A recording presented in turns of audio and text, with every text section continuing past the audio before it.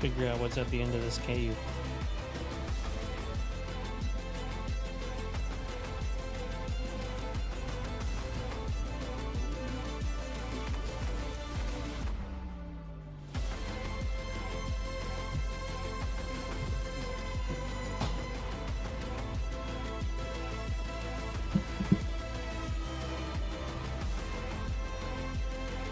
Confirmation of it. Cleo's officially late. We love that. Late. Officially late. Cleo's late. Late. No. Cleo's alert. I'm here. I've been here. Cleo's alert. I'm looking. I'm in. You're not. I'm right here. I'm right here. I swear I've been here the whole time. Sam Reich. Hey, I've been here Tyler, the is that your straight Dr. Pepper? In the middle? Once again. Or is that Jackie's straight Dr. Pepper? I say mine yet. I don't mine yet. Jackie's straight ears. He's on the floor. The door's shut. Lippy can't come in. We got a new fun fact, everyone. Uh-oh. Sorry, not a fun fact, a real fact. Oh, real. Is it That's real. Mine. Oh, dang. Poison ivy is not an oak. They are both part of the cashew family. Cashew. That wasn't fun. You can eat that. And poison You ivy. poison it? This is beer stack 740. Let's go. I need it. I need it. I need it. That's not out. Your spell casting juice. Are we winding? I think so. Let's now. What's that thing? This time on the glittering campus. What's that? Well, We're recording. Welcome back to the Winged Badger Tavern. I'm Josh, your Winged Badger Game Master. I'm joined by some of my friends. Friends, introduce yourselves. Let's start over there, and we'll go this way. Whoa. How's it going, guys? Tyler, I play Ronan Voss with a tongue-tied explorer who also sailed beneath the Jolly Roger. hello, I am Trevor. I am playing Astro Adon, a lucky explorer who works for a living. Hello, I'm... Jeez, I don't know. I didn't like that. Hello! Hi, I'm Mike. I play Mark Buddy, a clumsy adept who talks to the system. Hello, I'm Cleo in the 1950s, and I am playing Jacqueline, the jet-assisted interstellar quantum learning in the wrong order AI. Who is? Who is a naive entertainer, a naive AI who entertains. Yay! That's Yay! That's I not like got jump. 2 out of 3 today. And That's okay. I'm Josh, the Winged Badger Game Master. I'm dressed as Chet Gamma, but I'll be playing everybody else. No I way. think there is a chance that YouTube is live, but still seeing the intermission screens. Maybe it's the audio-only experience. Oh Who knows my what's going on? gosh. Twitch was broken, so we went to YouTube. Maybe YouTube's broken. I don't know. Who knows? But anyway, we rejoin our adventurers as you stand on the ceiling of an inverted ravine. This long, kind of winding ravine stretches away from you into the darkness. You're down in a cave, and the ceiling of this space, very narrow, lots of jagged rocks ranging in size from like small pebbles the whole way up to huge, like human-sized boulders that would need to be climbed over.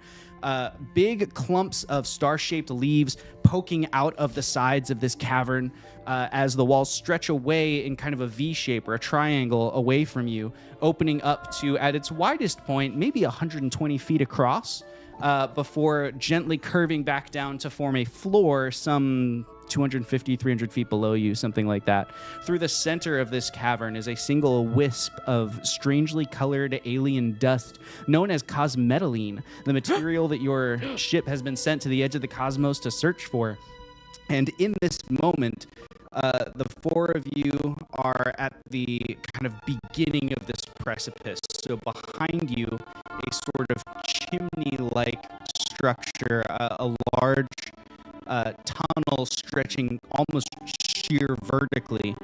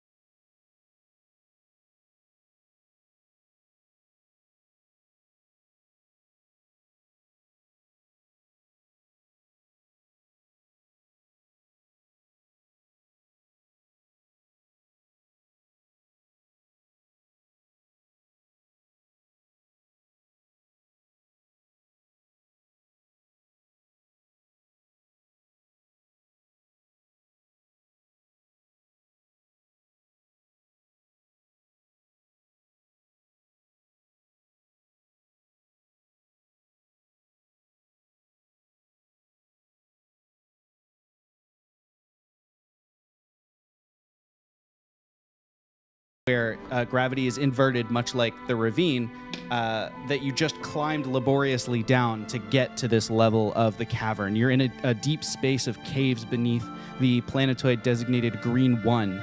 and you've just sort of regrouped as a party, even though technically Mark was supposed to stay back with Talia Bones, your ship security officer, to create sort of like an anchor point or a rear guard. Mark decided he wanted to push forward, and Talia was not particularly keen on following the rules, and so the two of you just sort of lashed yourselves together with space rope and climbed down the shaft yourselves and rejoined the party just in time, it turned out, as Ronan Voss recently suffered a critical malfunction of his spacesuit's computerized systems, losing his HUD, losing his connection to the communications network, and so all he has left is Morse code, which he is using by covering and uncovering the flashlight mounted to his wrist that Supply Officer Astroodon brought on this journey. In the meantime, Mark Putty, the data engineer, was able to extract Jacqueline, the artificial intelligence unit, who sent a fragment of her code along with this research team to kind of map out everything that was happening, provide some analysis and other skills. She was trapped because there was no access to the communications network. So it was very fortunate that Mark arrived on the scene and was able to extract that chip, which you've now connected to your own EVA suit, which plugs Jacqueline back into the beautiful stream of data that is the data sphere. Of course, being this deep underground, you can only bounce between the 3 EVA suits, but it's like going from a closed room with no windows and no doors to having some options, a house with multiple rooms in it. Right. And so that's still nice that you can, beam to beam from one of them to the other. Well, I think we should turn back. Talia steps forward and takes a look at your EVA suit. She's got the repair kit opened up, but a bunch of the tools in it have been used. And as she's looking at it, she shakes her head and shrugs, sorry, there's nothing I can do. Which means... What are you saying? Oh, well. Talia looks at you and she, points down the cave and then points back and shrugs her shoulders. He's at this. I think he's gonna point up and go back out. You want to leave? Yeah, he's gonna Okay. be for that. Talia looks over at Astro and she points to herself and then points deeper in the cave. Like she and Mark could go on deeper if you want to go back with Ronan. Yeah. Well, we can talk. Yeah, you're right. Do you want me to go forward with Mark and you and Ronan can go back? Yeah, we'll serve as the anchor point. Okay, excellent. We're going to need to maneuver a little bit of the rope, like the knots in the rope, because otherwise we'll lose. Well, we could swap position. That's what I'm saying. Yeah, we should change position. She's going to kind of take a little bit of time to maneuver the knots around everybody very precariously. Don't fall, don't get thrown away by strange gravity. Don't just sit still and do nothing. She is able to successfully rearrange all of the knots and get you all situated. Mark, she sets you down on your own feet so that you are not riding Yoda backpack style through this cave. And then she points at you and she says, "Want to take point? What? Me? You want to go for you? You wanted to explore? You want to explore? We can do it, Mark. Yeah. Yeah, do it. Go ahead." She's making me a new man. Yeah, I'll go. I'll be ahead. Great. I'll be right behind you. I protect you. Yeah. Yeah. Okay. Da. Okay. Okay, good luck. And the be a two little- of them are going to Oh. continue walking down the ravine. Oh, If you're going to communicate at all with the outside world, please tell Jacqueline A that everything's okay. Oh, excuse me. Had a blip in my language model there. Could you also take this packet of data if you ever reach the surface? Ronan, who has Grab no it, idea I'm what gonna you're... go. Ronan can't hear you. Sorry. Can you take this packet of data to the surface? Takes it away. Yes, I can. If you're going all the way. Well, we're not going all the way, but we're just going to the top of this. Well, just in case. Yeah. Is there any string and tape in that repair kit that we can kind of turn these two into at least a an old tin can phone? I could look, but I mean, I probably have aircraft repair tape, but probably not I think it's Probably supposed not to go worth in an actual hole. It's probably not going to- Just try I to don't- give the man an option. It's a good Have a idea, tough but he time knows with it. Morse code, and Astro should have known Morse code, so that's on him, really, I think. Why should I have known Morse code? You work on ships. It's not used. But just because it's not commonly used doesn't mean it's not like a basic ship parameter. I've been on ships for a long time. It's never come up. What's up with your voice? You sound different. Are you okay? Is your suit leaking? It's fine. You sound... Let's share. He's I fine. lost it. Give me a second. Are you having a problem with your language model? Yes, Jackie, I am. That was so strange. This cave was weird. All right, all good now. Oh, something caught in the back of your Yeah, throat. yeah, I yeah. understand. It's dusty. The air filtration is a little stale down here. Okay. Well, anyway, I will send you to a way. Do you know the basic like hand signals like from scuba dive? Because you Yes. could use those. He Yes. probably knows those. Well, we've confirmed that he knows what up and thumbs up mean. This is good enough for me. Isn't that though like the A Yeah, of that? okay, You have to that's do that okay. instead. That's Okay, okay. yeah, because a thumbs up can Thumbs up mean means go up. yeah. Okay, well, in that case, I will bid you to adieu, and I will go in this direction with Mark. We'll wait at the previous anchor point. Excellent. She's going to start walking off with Mark. We'll start with the two of you. Well, I guess we're not. Yeah, climbing how are you? How are you going? You can climb down, or you could try and ride the gravity wave, right? Like step out in there and let it bring you vertically, I'm gonna like do we're rappelling, I'm gonna go like a ladder. repelling. like a ladder. Yeah. Okay. the Yep. hand So you're foot climbing foot. down. Yeah. Might task difficulty 3, target roll of 9. Ronan, what are you doing? You still have might of iron. Yeah, I know. I iron. Yeah. Okay, go on. As much as muscles I of ice. want to do, as much as I want to let the thing just take me, I think it's like the smart thing is to climb up, just like Muscles of iron. Okay. Oh, the muscles. Astro's doing. I passed. Got it. You passed. I That's what I passed. said. Excellent.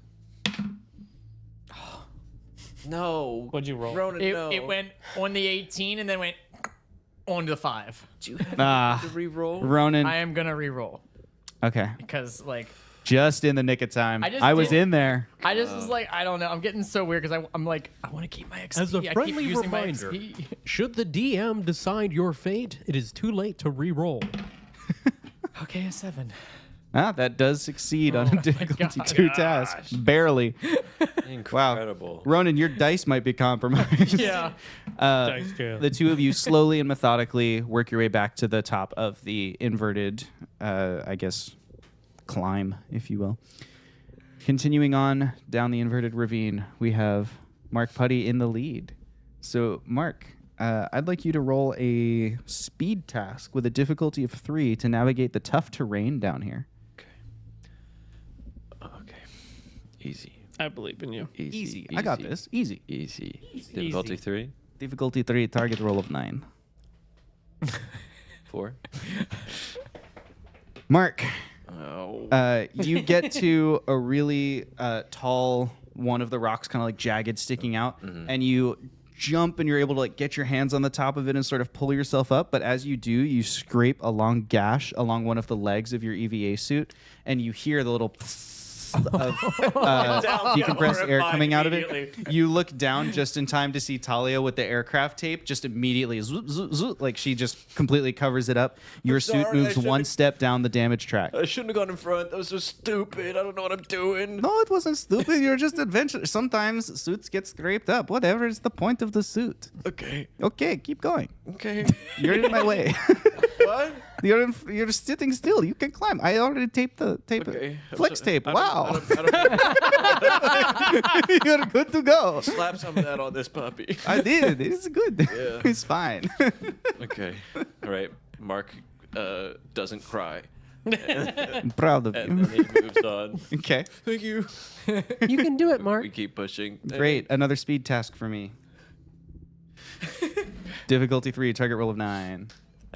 Can I assist by providing on his HUD little like highlights where handholds are? That's a great idea. Roll an intellect task, just one overarching intellect task with a difficulty of 3 to see if you can kind of, map out where those ideal handholds would be. I'm using the single level of effort. Okay. Target roll was 6. I'm gonna re-roll. Okay. That's much better. Okay, that's a 15. Okay. You succeed. So your tasks are eased for the future of while you're in this cave system. Okay. Jacqueline is providing you this looks like a good handhold. So is this a 2 now or Yes, difficulty 2, target roll of 6. 13? 13's enough. So you do not err again. As you move through the ravine, you notice from time to time a rock flies down near the center of the ravine, just like end over end, moving quickly past. And they're not like clumped together. It's like every so often, but the ravine is pretty long. So as you're kind of winding and twisting, they kind of shoot backwards. The two of you at the checkpoint, you've noticed that they're coming and you've prepared yourselves or whatever, but they just like fly up the shaft and then further down the way until they hit something and kind of splinter and little pieces of them shoot off into the distance. The two of you just kind of sitting up there chilling. Is anything specific happening for the two of you? Do we still see that trail of like cosmetically? Mm-hmm. Could I take the sample capsule and just Just try and capture some? Yeah. Absolutely. Roll the depletion die for the sample capsule. the 1d8.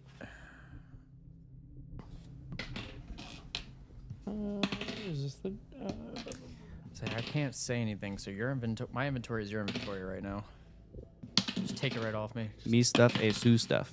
I can't fight I back. got a 5. You got a 5. That Yeah. did not deplete. All right. I would like you to roll a percentile die for me. Ooh, that's fun. 15. 15. You don't experience anything strange. Okay. You capture a maybe a fist-sized clump. You know, it's a little tendril, so there's only so much in there. So even if you get a big sweep of it, it's only like this much, and you don't want to like try and get more because this might float back out again. So you Yeah. just kind of lock that in there, and it Yep. pressurizes. And you have now captured a pretty decent amount of raw cosmetalline, which you can Yep. anchor to one of your EVA suits. We cut back down to Mark and Talia. Congratulations, you've made a bomb. No, we figured out in the past that those sample capsules are pretty resilient when it comes to Oh, this that's kind of true. stuff. They That's do a pretty true. good job because Ronan got a little bit of it and it didn't explode on him. And if it didn't explode the one time, it'll never explode. Yeah, yeah. That's the way that works. It only exploded when I turned it into a bomb. Right. Ronan's never touching a sample capsule again. It never Figuring it out. explodes all the time, 60% of the time. Exactly. Ronan, Yeah. you reach the end, or not Ronan, I'm sorry, Mark. You reach the end of the ravine with Talia.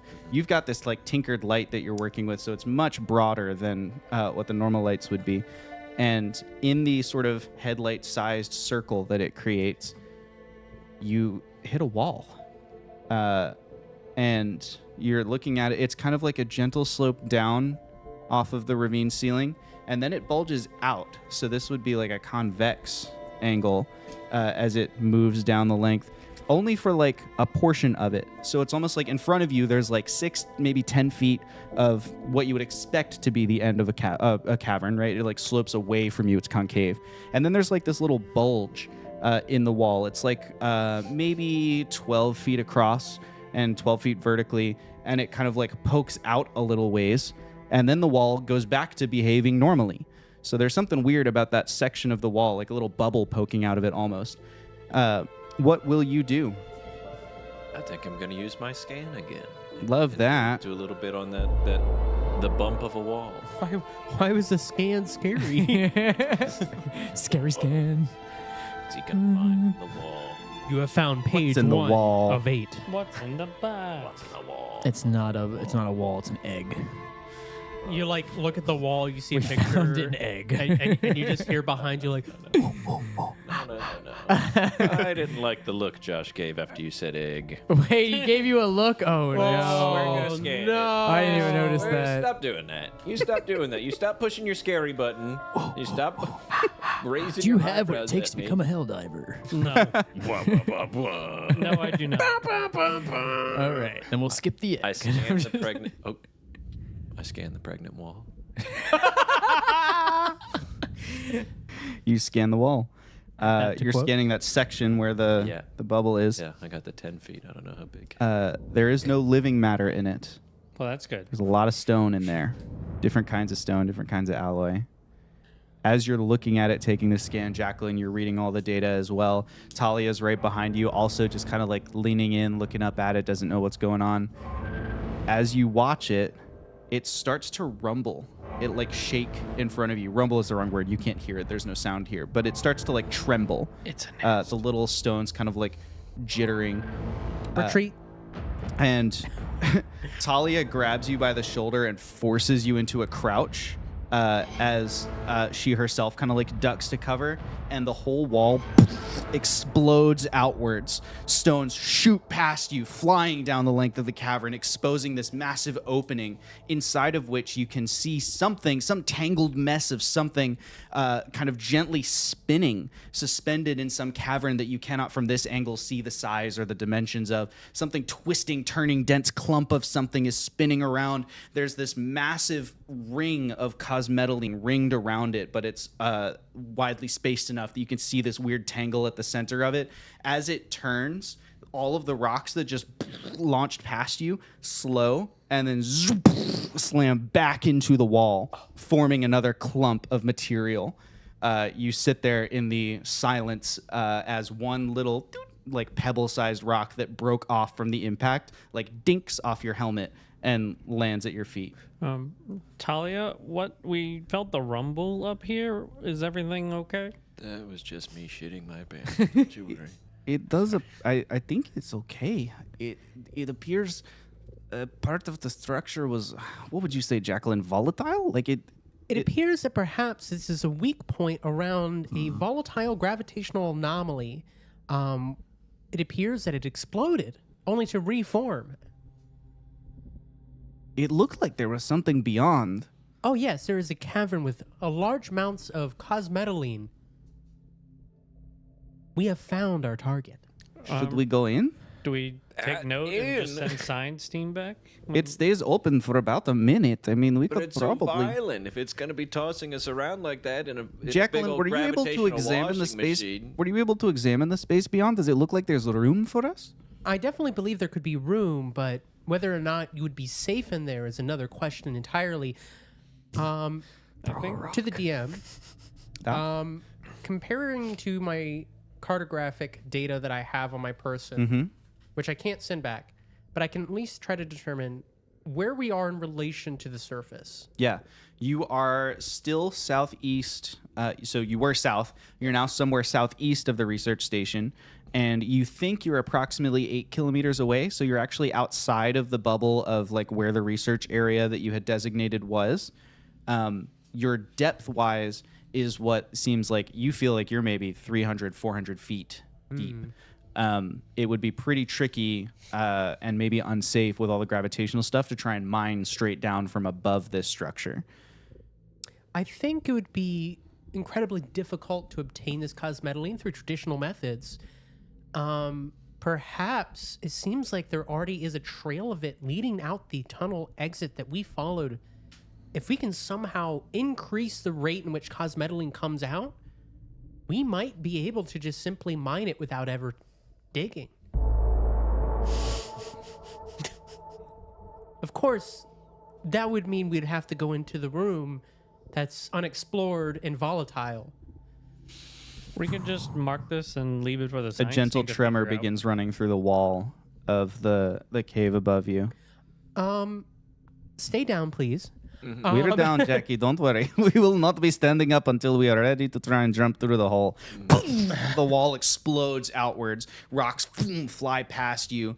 There's this kind of trailing gravitational effect. Inside, you see that dense nest of material. You see the raw cosmetaline sort of flood around it, something to that effect. It's all kind of spinning gently, and it's illuminated in that strange multicolored glow as the cosmetaline shifts. And then as it kind of rotates past, or as it, not past, but, you know, as it spins to like that face of the clump orients a different direction, it suddenly slams back into the surface of the wall. And this time, no little chips break off of it, but it slams into the Would wall. I be correct in saying that we probably have a 30-second window? No, it's about a minute that it's open for. Oh, okay. It was a great idea to count, though, and take an XP for it. I tried to exposit for 60 seconds when I caught what you were doing, but I was And like, then you're there's only like, so much I "No." can say about this effect. So Is this something we just mark and leave for the science team to figure out? Mark, mean, I have an idea. What's the okay? Mark is on the science team. He's a researcher. That's true. And also, Mark was like, we should go in here and do research, and I think that's a great idea, and now he's here and he's doing research. Mark, this is what you wanted. I feel like we should jump in. I believe that perhaps in the repair kit there might be a small drill maybe not meant for digging, but we could use it to dig a small pinhole-sized hole, maybe below where it explodes. You're thinking as like a core sample? Or are Um, you thinking to snake some instrument in? I would think to snake some sort of instrument in, but can it have a would loop. be real highly dependent on Mark Putty's abilities to work with what we have in order to create something that could, 1, dig, and then 2, fit. Mark, what are you thinking? We could remove your helmet I'm cam. thinking I'm thinking several things. One is thinking something similar to that. We just toss in a camera and can somehow get the feed from that and see what goes on in there before we ourselves go in. Okay. It's clearly some sort of polarized thing as it's moving around. It's going to suck it in and then push it back out. Part of me wonders if I can do another kind of capsule concussive device that when the rocks burst out, I can knock them out of whatever gravitational field Interesting. so that they won't get sucked back in to block it off and it's just an open hole then. Actually, there might be a simpler, if that's your method, a simpler way to do this. I'm analyzing the rocks that have exploded so far. Because they keep exploding back and forth, can I summarize that it's mostly smaller rocks at this point? Yes. It would be a slow process, but as it explodes outwards, when it reaches its arc, the height, before it gets sucked back in, you might be able to pull some of grab those down and slowly form a hole doing that. I don't hate the sound of that. We could do that. I could hold Methodic. you by your feet and then pull you back down so you can catch. It'd be slow, but it would be a lot safer than trying to mess Set with off whatever's another going kind on of in thing. here. Yeah, And there's no risk of you like being pulled away because we have the rope as well. So you're perfectly tethered. I think that sounds sounds exciting and adventurous, and I say yes. I'm not a coward. That sounds like a great idea. Let's go get in position. Why are you doing that? You're making it feel like she's trying to kill me. I love hitting the players with the horror sting after being like, yes, great idea. Great idea. The that you rock had begins all to on your tremble. own.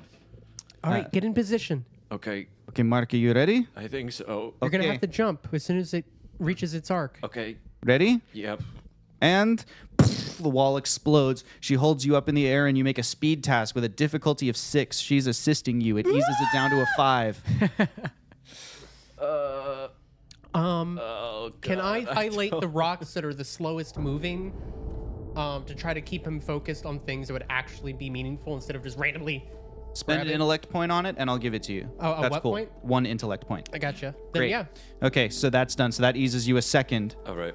So now it's down from what did I say was 6 down to 4. Oh yes. I don't want to teacher again, but I am still have an inability in tasks that involve balance, grace, or hand-eye coordination. I yep, feel this up to a involves 5. All of them. Yep, up to a 5. All right. Target roll of 15. A speed task. Yes, Okay. I'm gonna try really hard. I'm gonna give it just I love that. 1. I'll do 2 levels of effort. 2 levels of effort? I think. Oh God, but I'm gonna be. We enter bullet time. The This is rocks gonna very slowly whooshing forwards as Talia Happened multiple forces times. you This up might into take the multiple air tries. as you are like floating up into space, reaching towards it. Jacqueline suddenly highlights like which rocks are going to be the ideal ones to catch. We see Mark Putty, like, you know, his eyes reflecting his user interface. We see like the HUD glowing in his eyes as he looks upwards at them, his hands beginning to move forwards.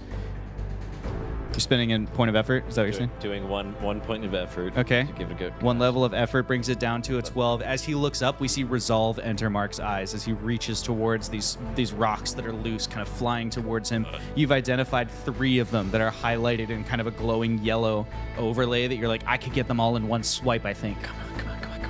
We roll for a target roll of 12. 14!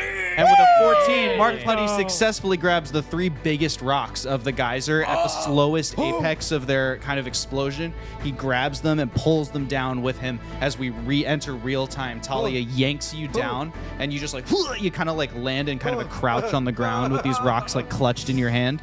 You feel the gravity on them shifting to down, like towards the roof of the ravine. So you let go, and they kind of all just settle at your feet.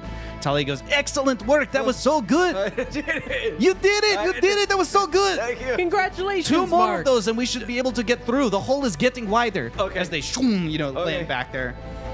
Okay, we're gonna do it again. We're gonna do one more thing of effort. This is gonna be my last one that I'm gonna be able to spend on this. Excellent. For speed, anyway. Okay. The wall begins to tremble Okay. as it sort of explodes outwards towards you. Talia already has you up in the air this time so that you can be ready for them. Jacqueline sets up the overlay as the rocks swoom, swoom, swoom, fly towards you. We've eased it down to a 4 task and then any effort, or I'm sorry, to a 5. And then any effort you want to apply. Yeah, 4. just the one. Okay, right, so 5, total, yeah. so 4, target roll of 12. 15! Another success as Mark Putty grabs, this time it's probably 4 of the smaller rocks, and you pull them back down to the surface. Talia goes, excellent, one more. This is the one. You can do this. Okay. She braces you. I think I want to. A lot of my lack of coordination and my lack of grace is just a lack of confidence. Okay. This whole experience so far, with between Talia bumping me up through this whole kind of experience and doing these past 2, I'm feeling pretty good. And I would like to spend 3 XP to have a long-term benefit of now being practiced. Can I do that? Yes, you can do that. That is an excellent use of a 3 XP buy. And so this time, it eases down to a level 3 if you spend effort, or a level 4 if I'm you out don't. of effort. All right, so At it's a least for level speed. 4 task. We hit the final moment. One more above. It all comes down to this. You watch only as the have wall One shot. trembles. I'm not a weenie. Talia, holding you by the ankles, forces you up into the air. Yes? 12 matches and beats it, right? Yes. Okay. Target roll is 12 Right. on a level 4. So you're... 45% chance. Yeah. She forces you up into the air. The rocks explode towards you. Slow-mo. It's rolling 3 heads in a row. And you 13! You successfully grab exactly what you need, and for good measure, you like bat an extra one away. It just flies off into the depths of the cavern. You come back to a like kind of a crouch, and this time you like hero land as you get put down. So it's like the 3-point landing with the fist on the ground, and the rocks all settle around you. You did it, Mark! You did it! Yeah! There's nothing to say. Mark- He's just so full of adrenaline. She puts a hand on your shoulder. Mark, it's okay. Bashing a rock in the wall. Mark, don't do it. Roll a might defense task, difficulty of 4. 11. You dislodge another rock, which smacks you in the face, knocks you backwards onto your butt. It deals 4 points of damage. Your suit is a level 6. It is not compromised, but it 4 points of might damage as it just boom smacks into you. me? Yeah, Yeah, okay. to you. I'm with you. Talia catches you. Easy, Tiger. Sorry. That just felt incredible. You did a great job. It was so cool until the part where you kind of hulked out. Yeah. Yeah. No, I've never felt that way before. I've never felt so free. Frick! Yeah. So freaking cool. I You usually are swear, so but cool. This was okay. great. I'm proud of you. God. Don't worry. Let's I have go and recorded do this all. Let's go do the thing. Yes. Yes. Starts running. Wait, towards wait. it. Okay. What? Jacqueline flashes like a big red X on your head. I just would like for you to be careful considering the forces acting on those rocks will be acting upon you the second you get close to that hole. The color drains from my face. Thinking of being one of those rocks launching away. You could be launched at an incredible speed either away or towards that anomaly. Yeah. Okay. So do Try throwing a rock. I throw a rock in now? It feels like it's just gonna come If back. you can back away far enough I that think you we will- have I think we will see the rocks tremble still. They always bounce before the. So if we don't see that, like if we wait for after the tremble, we should be okay, right?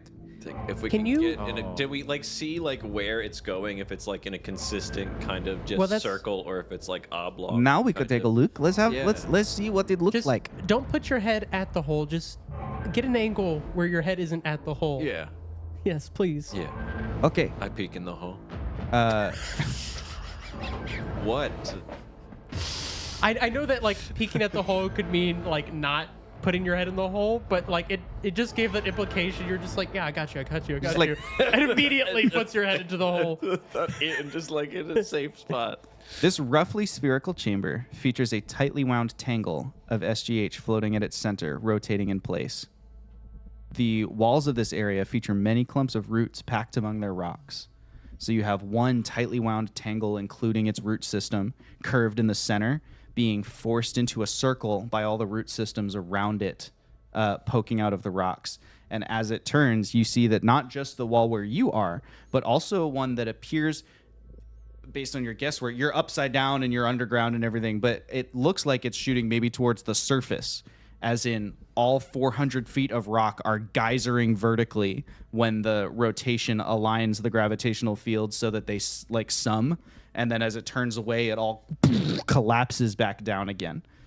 For only 1 minute. Yeah, for about a minute. That's scary. That's not our tornado, right? That's a different thing. You're not, according to your map, you're not where the tornado is. Okay. No, it would not be the tornado. Just another scary thing that we might get launched out of. Yeah, but look at the center of it. In the center of it, where the root system is, it's so tightly wound that there's just a cloud of raw cosmetalline around it, shimmering and kind of glowing in different colors and things. There's also, it looks like deep within the root system, something is also glowing. Excalibur. Excuse me. It is not Excalibur. I will take away an XP. What was that on the comms, Astra? You ask that question, and your comms, they just static back at you. Uh-oh. Welcome to my world. You can connect to Talia, you just can't reach them. They're can't too go far far. away. Okay. Dear. Can we go? I mean, even if we go in there, it's just wrapped around the GH1? SGH. SGH, okay. Mark, Yep. there's a small possibility that that geyser could be a way out. Yeah. It would be Violent. incredibly violent, Yeah. but maybe it's a way to get the cosmetalline out. It'd be super cool. We would ride out of a rock geyser. I think it would collect a lot of cool and interesting data. There's 2 votes. I think Mark is outvoted. What? No, I'm in charge. Wasn't I in charge? You are the researcher. That's What's fine. that? I'm the security escort. I know the order of command. No, come on. Chain of the I've hierarchy. been asking you for so much advice. You've just been hyping me I up. will have Yeah. to say that according to my, and she kind of like internally just quotes it, according to my code, I do have to advise that this would be a dangerous and life-threatening idea. Yeah. Absolutely. But it would be cool, and I can't stop you if you decide. You sound like the guy who speaks really fast at the end of the Jug Corp commercial for the stimulants. Is like, don't use it if you have the blah. And he like says a bunch of things that you're not supposed to use it if you have, and most of them are like just being alive. It's like, if you exist and you have ears, don't use this because it might kill you. You sound like that guy. Are you saying I should model that in the future? No, I'm saying that we all ignore that guy. Oh. Noted. It's good. It's probably good for liability and insurance reasons. Guys, it might be life-threatening to you if you have a heart condition. So still, I mean, we still need to dislodge it, and we have to. Do we ride? We're gonna try and ride out with the cosmetalline. That Or would we can be dislodge it and hope it like just kind of lands on top. But like, How would you dislodge from here? Are you thinking concussive? Because if there's one thing we know about cosmetalline, it's that it is extremely volatile. I cannot recommend that course of action for this particular instance. That is correct. We would have to gently move it towards the exploding geyser. What do you think, scientist? is it? Can I do? I want to do basically an insight check. That would be an intellect. Some sort of very strong perception. Get my bearings around me. Don't worry about it. I ruined it. I ruined my paper. Son of a bitch. Okay. Yeah. I just want to think really hard. Are you just trying to get me to give you inspiration? Yeah. I want you to tell me how I can. Because in my mind, there's no safe way to do this. We don't have the tools. We don't have the time. And it would just be like, as Astra's been saying, just wait for the other people. We've found it. That vertical geyser of 400 feet of rock just blasts upwards for a little bit as you're kind of thinking. You're like standing there, like hands on your hip, thinking about it as this massive tunnel of rock just blasts You might vertically see into like the a sky. vine there, and all of a sudden it's there. 1 second, next second it's like just in pieces. Yeah, it slams back down again. Maybe I could survive that. Maybe that After would be observing cool. everything. Mark, Got two love strong this. women telling me it'd be cool, and that's enough for me. Mark, may I suggest a more reasonable solution? I would love to hear it, Jackie. It would be a little bit more boring, but it'd be the same solution that we have Okay. just done. Okay. We go to the surface marked on our maps, find the geyser, and collect the stone as it flies out, letting it form the hole. Can I do you a solid? Run anticipation on that course of action. Oh, yeah. What? Oh, it's not even a roll. Do you want me to roll, though? Just like use Yeah. that ability. Yeah. Use that ability where you analyze the outcome of a future action to see what you 400 think might feet happen. Worth of rock bursting through and slowly picking it up. As you analyze this potential outcome, it occurs to you that it's not just the geyser of rock that is being affected by the geyser of rock.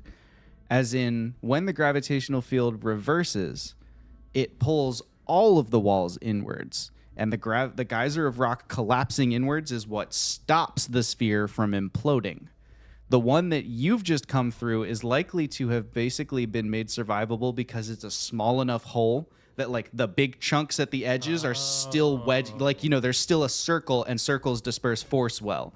But like if you were to pull that whole 400-foot geyser, this whole cavern might implode on a huge web of cosmetalline. And what's wrong with I that? see nothing wrong with that. I'm just telling you what your anticipation says is a likely outcome. Okay. I'm not.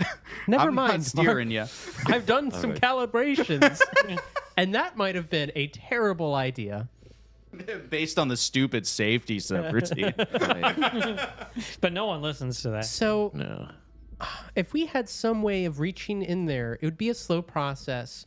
But like I said, if we could accelerate the natural process that's already present, moving cosmetalline out and a trail of dust, and collecting it once it has reached the end of the tunnel at a very much safer location, we could just let it harvest it itself.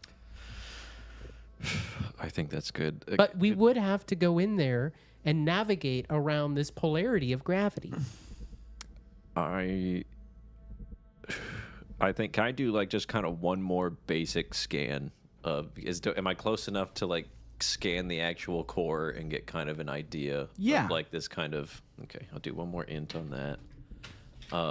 To just get a better idea of I don't think its scan is a gravitational- roll, is it? It's just a thing you It's do. just a thing. Yeah, it's just a thing you do. Just kind of thing. Just a thing. You scan it. This is a level 9 entity, and the materials it's made up of are primarily foliage, specifically something consistent with the atomic makeup of SGH. This is dense. This is a root system of SGH, and it seems that as it grew outwards, because of the other roots forcing it like back in, it just grew in a circle around itself, compounding and creating this really powerful like pulsing field of gravity. Yep. At the center of it, you do read something consistent with cosmetalline, but not exactly consistent with cosmetalline. So cosmetalline is denser than average. That's something we already know about it. Its atomic weight is weirdly disproportionate to its actual size and volume. This is like on a whole different scale of that, exponentially denser. Sure. You're also picking up, as you scan this area where the cosmetalline is, and then whatever it is that's at the center of this gravitational nexus, for lack of a better word, you pick up every kind of radiation that your scanner can pick up is present in equal measure, simultaneously. So that's all stuff that you find at the center of this web of roots. Just the center or radiating out? Well, within the scan area, so it is kind of radiating out from the center, but you can assume it's densest at the center. Sure. You only have your one slice, so you can't totally confirm that. You can't read the other side, but that's what you're picking up here. Yeah. it almost seems like some kind of chemical reaction is occurring over and over and over again at the center of this dense root system. So why not just jump on it and get a piece off? You know? Why not just jump onto a piece of... All right, I Mark? think we might just have to get the hell out of here. This might be above our pay grade. This is quite above our pay grade. I think we I should don't have get listened to paid. Astra quite some time ago.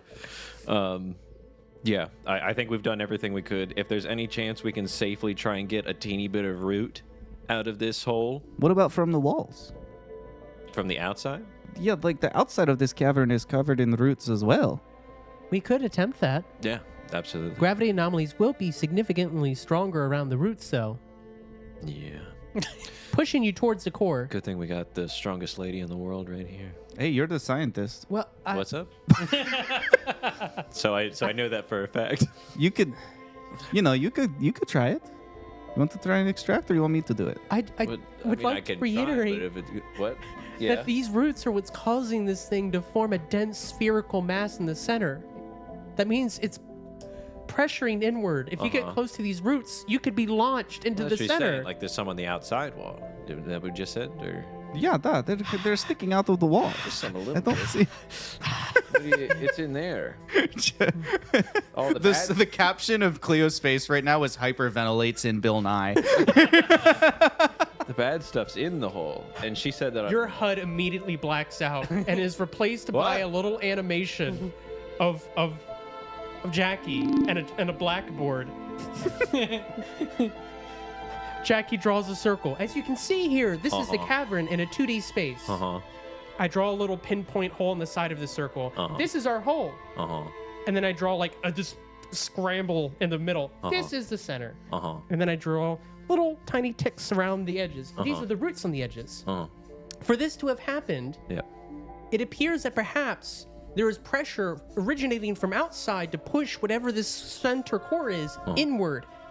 Meaning, all of these roots along the edges, on the outside, the ones that you want to collect, Uh-huh. are the ones causing the gravitational distortions to push inward. Okay. So if you were to, and I draw like an animated chalk figure, right? It just takes life of itself, right? And it walks out into the hole, la-di-da-di-da, goes to grab the root, and then she gets launched into the center, unrecognizable. That is potentially what could happen. Jacqueline, I'm going to threaten you with a GM intrusion. I'm not going to tell you what it is until you decide if you accept, but I will tell you that it's significant enough that I'll give you 4 XP. You'll keep 2 and you'll give 2 away. 4 XP. God, that's a lot of XP. That's a lot of XP. That's a lot of XP. You don't got a lot right there. You need a level. That's enough to do a level up or No, something, it's right? not. It's not. Not until I get, well, if I got that, yes. Yes, I mean. Well, she'd get 2. She'd have to give 2 away. Yeah. Yeah. No, I'm gonna take it.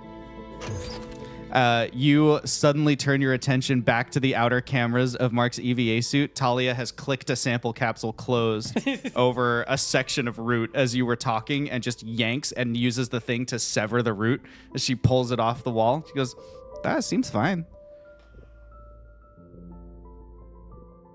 I'm okay. Yeah.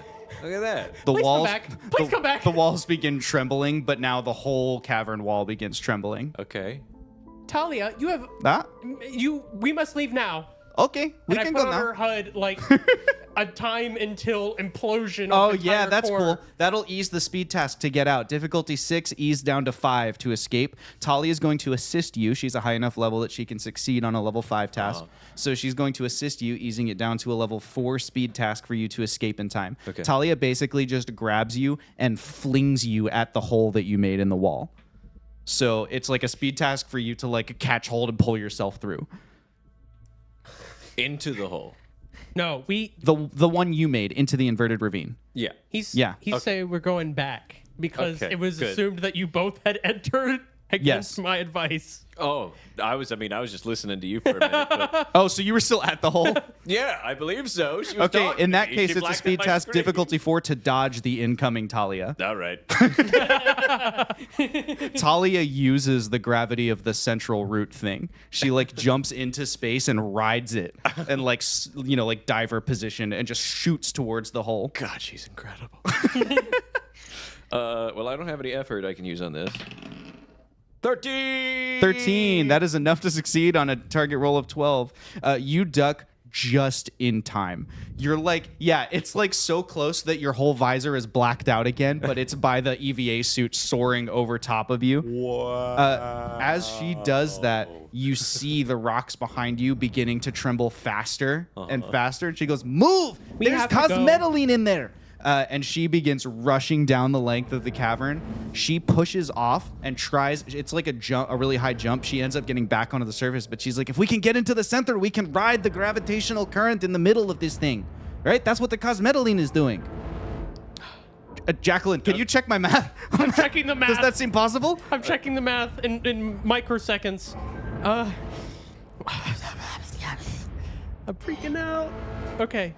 I'm gonna use anticipation. Yeah, that's all I have. That's all you have?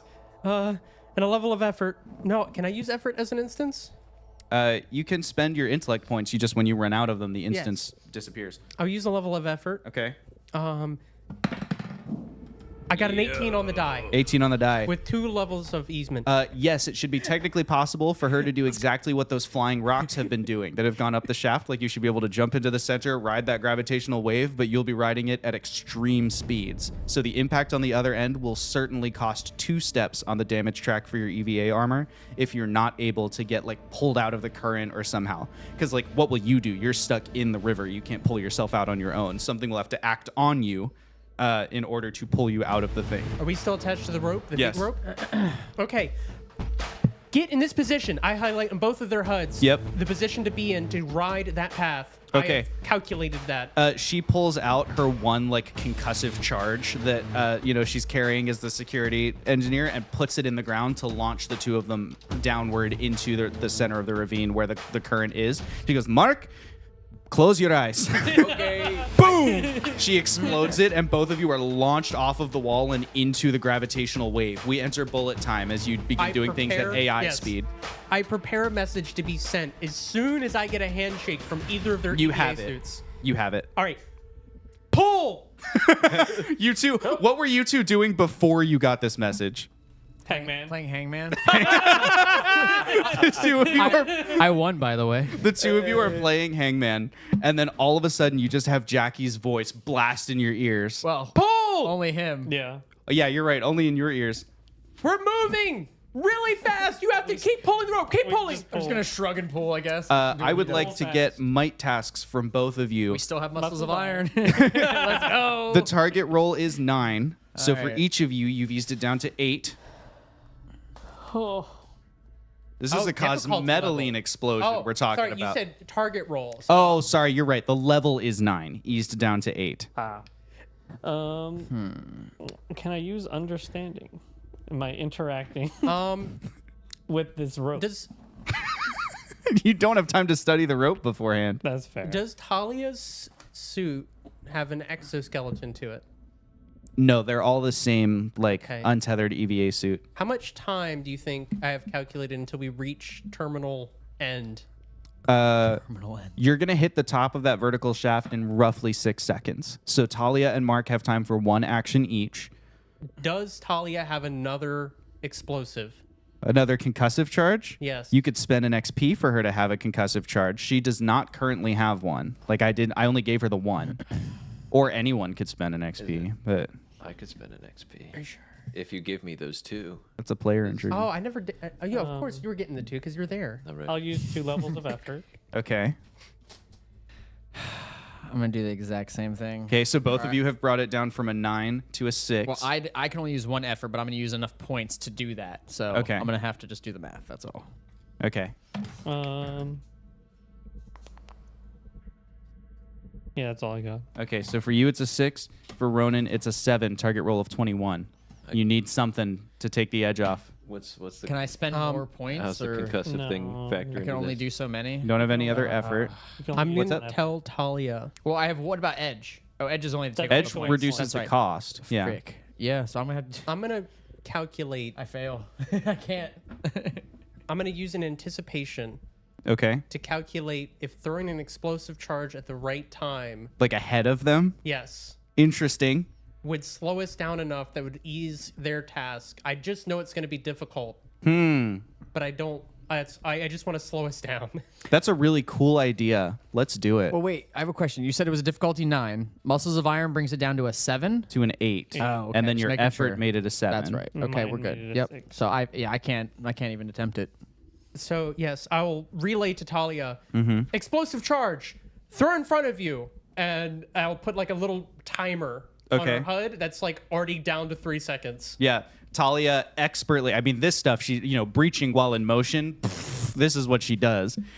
She grabs the charge, flings it ahead of her, and even as she's throwing it, she uses like her pinky finger to hit the detonator on it to like set the charge to match her timer.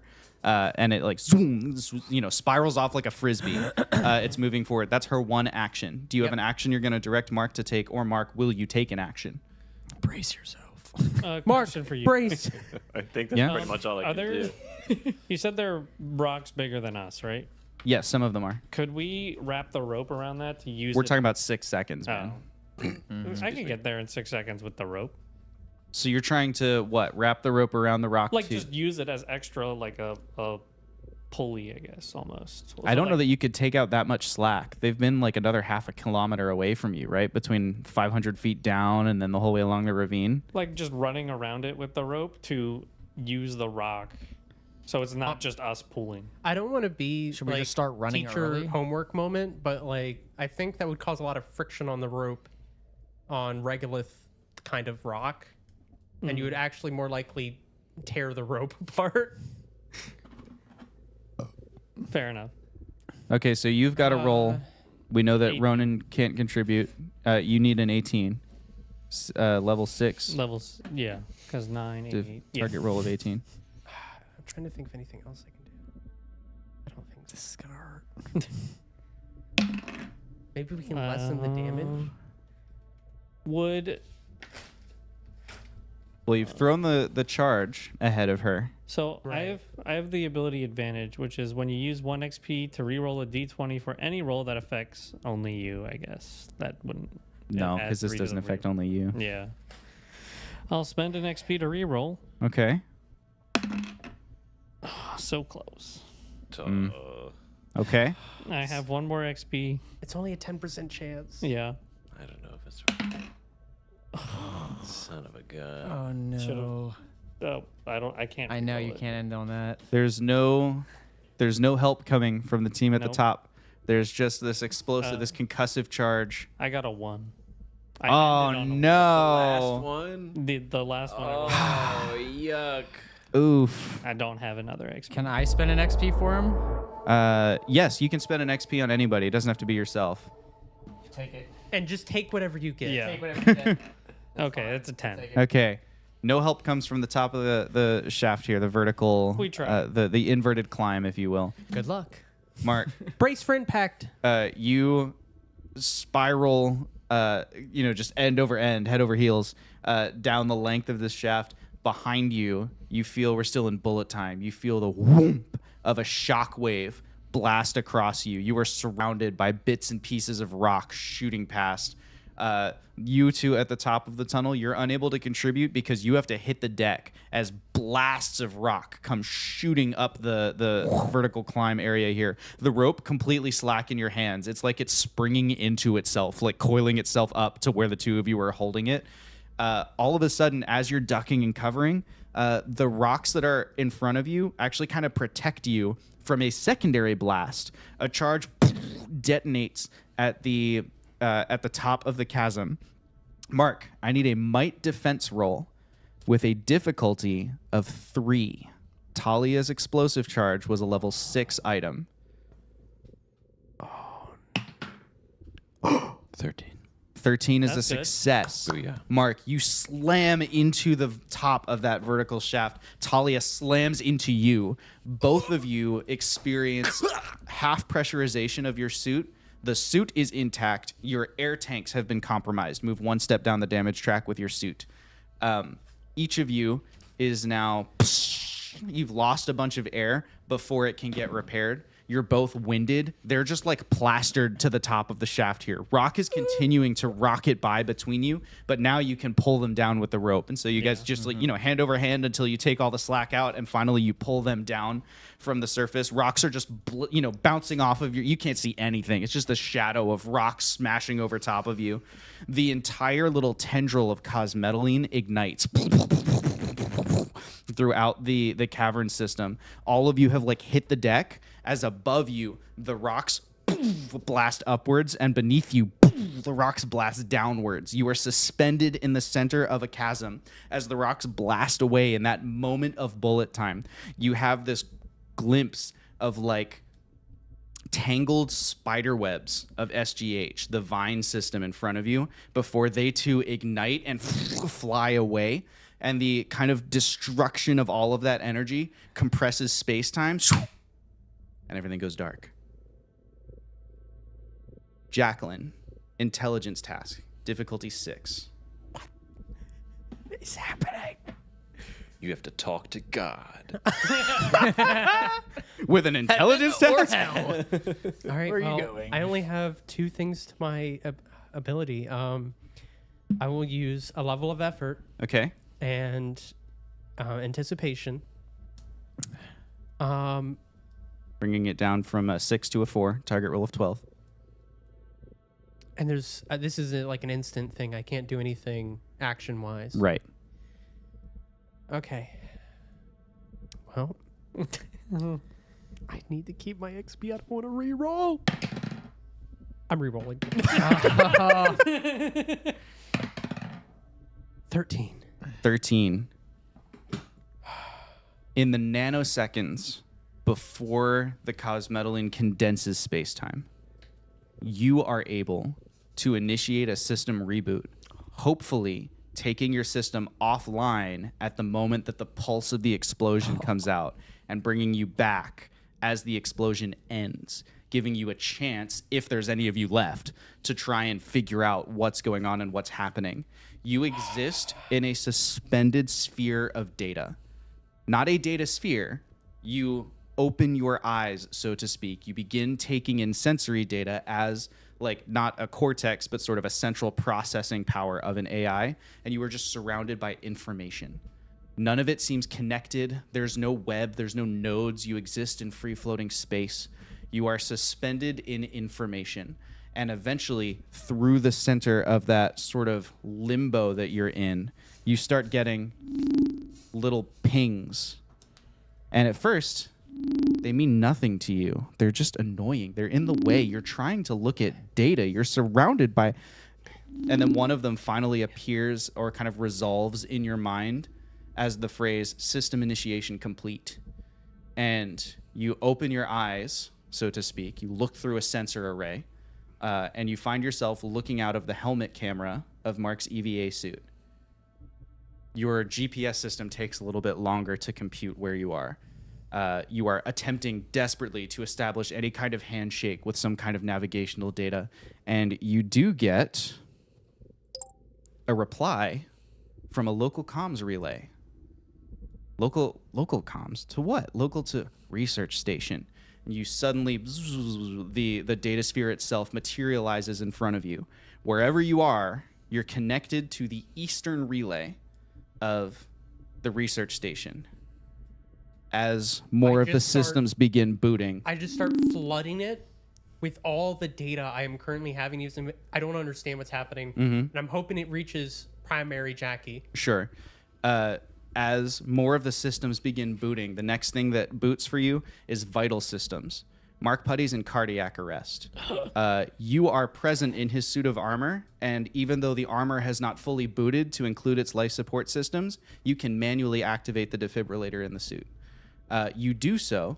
Of course. The whole suit jumps. You realize, you know that it jumped. The gravitational sensors are online. We're still in bullet time here. The suit jumps again as you fire a second defibrillator. Mark, I'm going to need you to roll a percentile die. Straight percentile. Above a 50 is good. Below a 49 or below is bad. Jacqueline, as this is happening, you recognize dimly at the edge of your perception that other systems are coming online. The flashlight winks back on. I just put a little tiny code to just do SOS. Mark, how'd you do? That's a 9. That's a 9. Dang. Mark does not respond to the defibrillator. As you continue monitoring his vitals, the blood oxygen level is sufficient for you to get probably 2 more tries. You fire the defibrillator again. Mark, roll. I'm sending this data to primary Jackie. 99. Yeah. Mark, you gasp awake. Everything around you is dark. There's no semblance of where you are. Your body has no idea which way is up or down, but in front of you, suspended, limbs akimbo, is Talia Bones. Unconscious, possibly dead. You have on the side of her suit a manual defibrillator that you can activate. You reach forward, boom, you hit it. Jackie, roll the percentile die.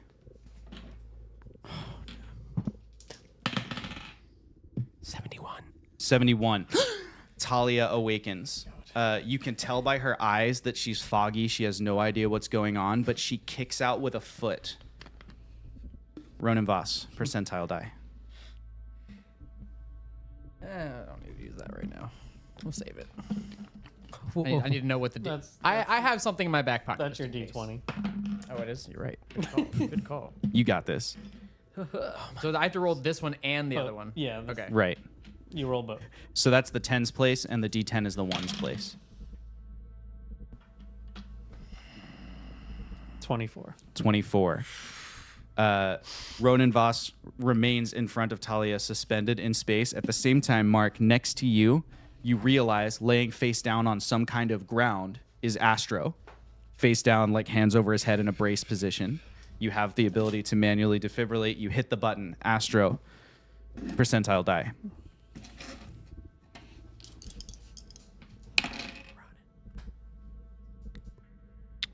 64. 64. You awaken. The only person still unconscious is Ronan. Jackie, you are unable to get into his systems. His comms unit is down. You cannot monitor his vitals.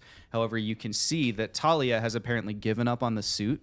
She's pulled out a combat knife, jams it through his visor, and then wrenches out her own oxygen hose and shoves it into his mouth to see if she can get him to wake up with it.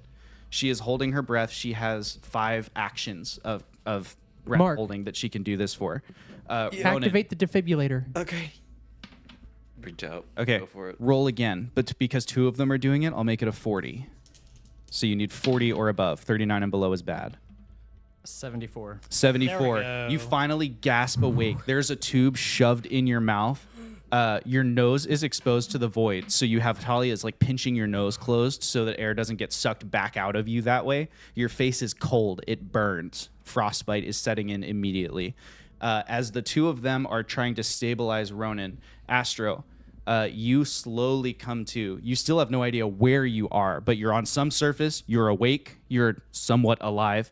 And next to you is this thing happening with Ronan. Do you want to take any actions? I want to figure out which way gravity is going. Like, what are we suspended? Is it like down? You're laying face down on the ground. So as you like push yourself up, gravity is towards whatever that surface is. And Okay. everybody else, as you look around, has indeed materialized as, oh, they're on the ground.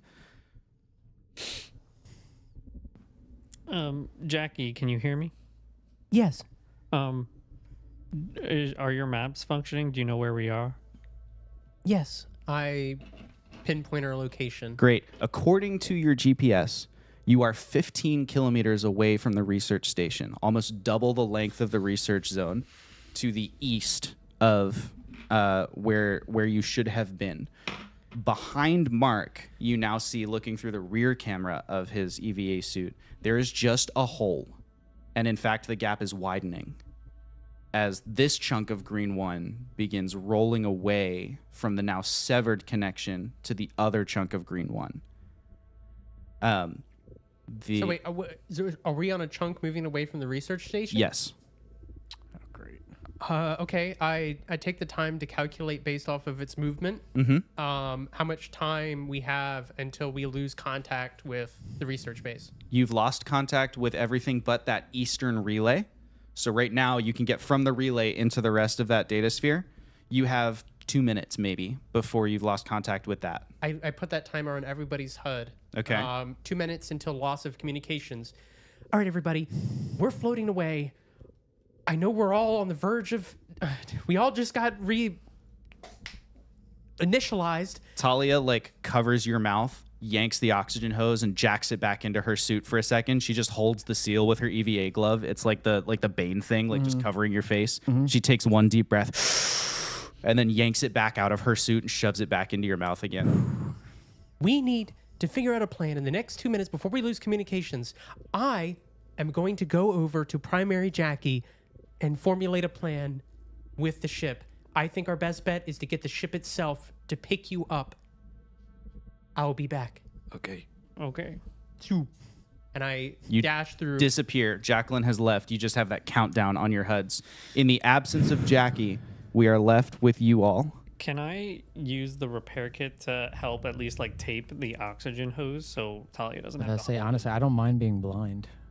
So, oh yeah, I can't really say that out loud. Never mind. tape everything So, like just so it stays in place without her having to hold it or cover it. well, she needs to keep putting it back into her own suit so she can breathe. Basically, she's giving Ronan her oxygen and then just taking a deep breath and holding it for a little while and then giving it back to him. Term is buddy breathing, right? Yeah. Yeah. Which reminds me, I need to roll a depletion die for her EVA suit. Does not deplete. She's okay on oxygen for now.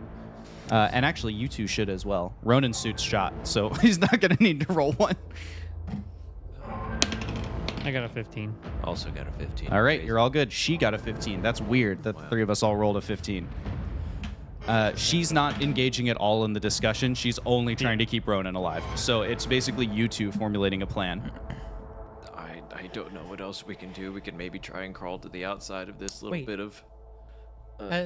Since we're still connected to the Eastern Relay, can they hear Primary Jackie? For another 2 minutes, yeah, they can. So when you reconnect, you can still communicate to them. You just, if you want to go over there and utilize their suits or anything, you would have to leave. Right.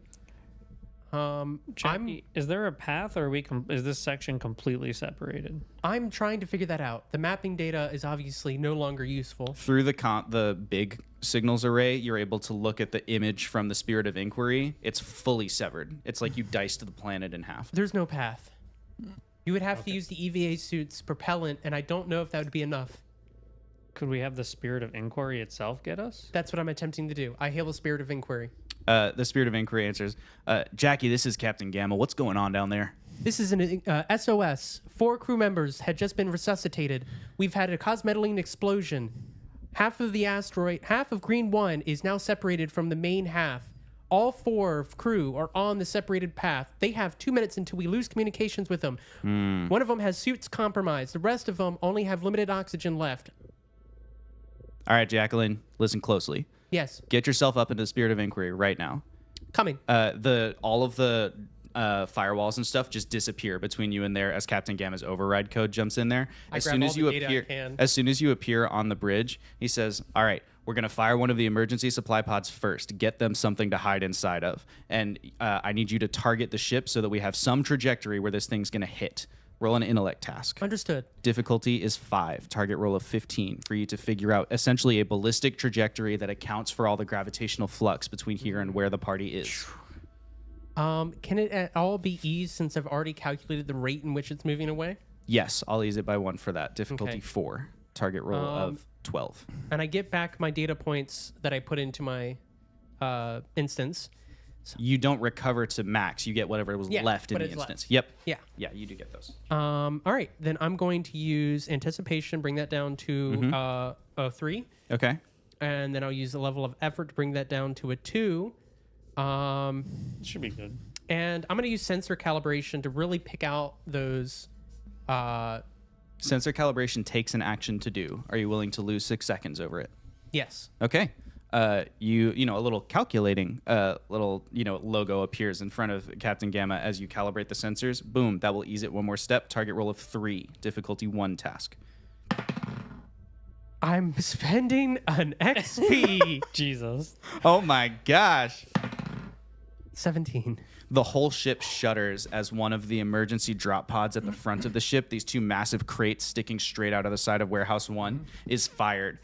It has just a straight rocket on the back of it, so it's a ballistic trajectory as it just down towards you. Where you all are on the ground, you suddenly feel the ground shake. There's no sound here as bam, this massive supply pod injects itself into the ground. It slams in at kind of a weird angle. There's an airlock hatch on the side of it. Astra, you're the only one who's mobile because Mark and Talia are keeping Ronan alive. You rush over to it and, enter in an authentication code really quickly, and the airlock opens. The inside of this thing is pressurized, and it has an oxygen supply. So you can literally just dump everyone in there and then regroup and figure out what to do. Moving Ronan is really challenging because you're trying to keep him oxygenated. Ronan, you're able to contribute, so that's good. Like, you can walk sort of, but you have to, like, buddy walk kind of.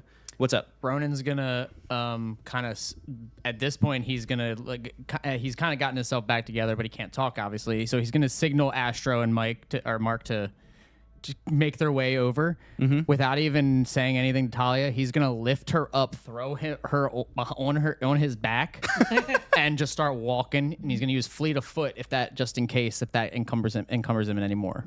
Okay, great. So in the case that it slows me down, I'll just use fleet of foot. Great. So Talia's like riding on your shoulders essentially.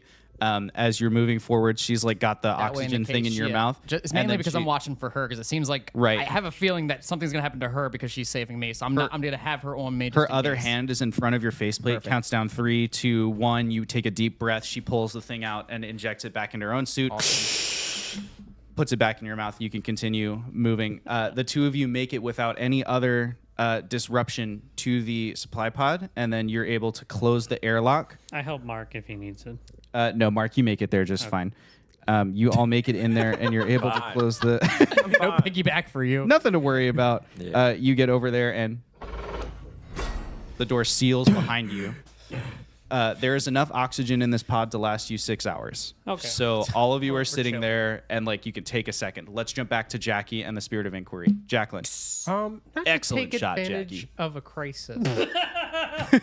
Great way to start a sentence. But I believe the words you used was when I got into the ship. Was that all firewalls were deactivated to let All me onto the firewalls ship? between you and the ship, not on the ship. Okay.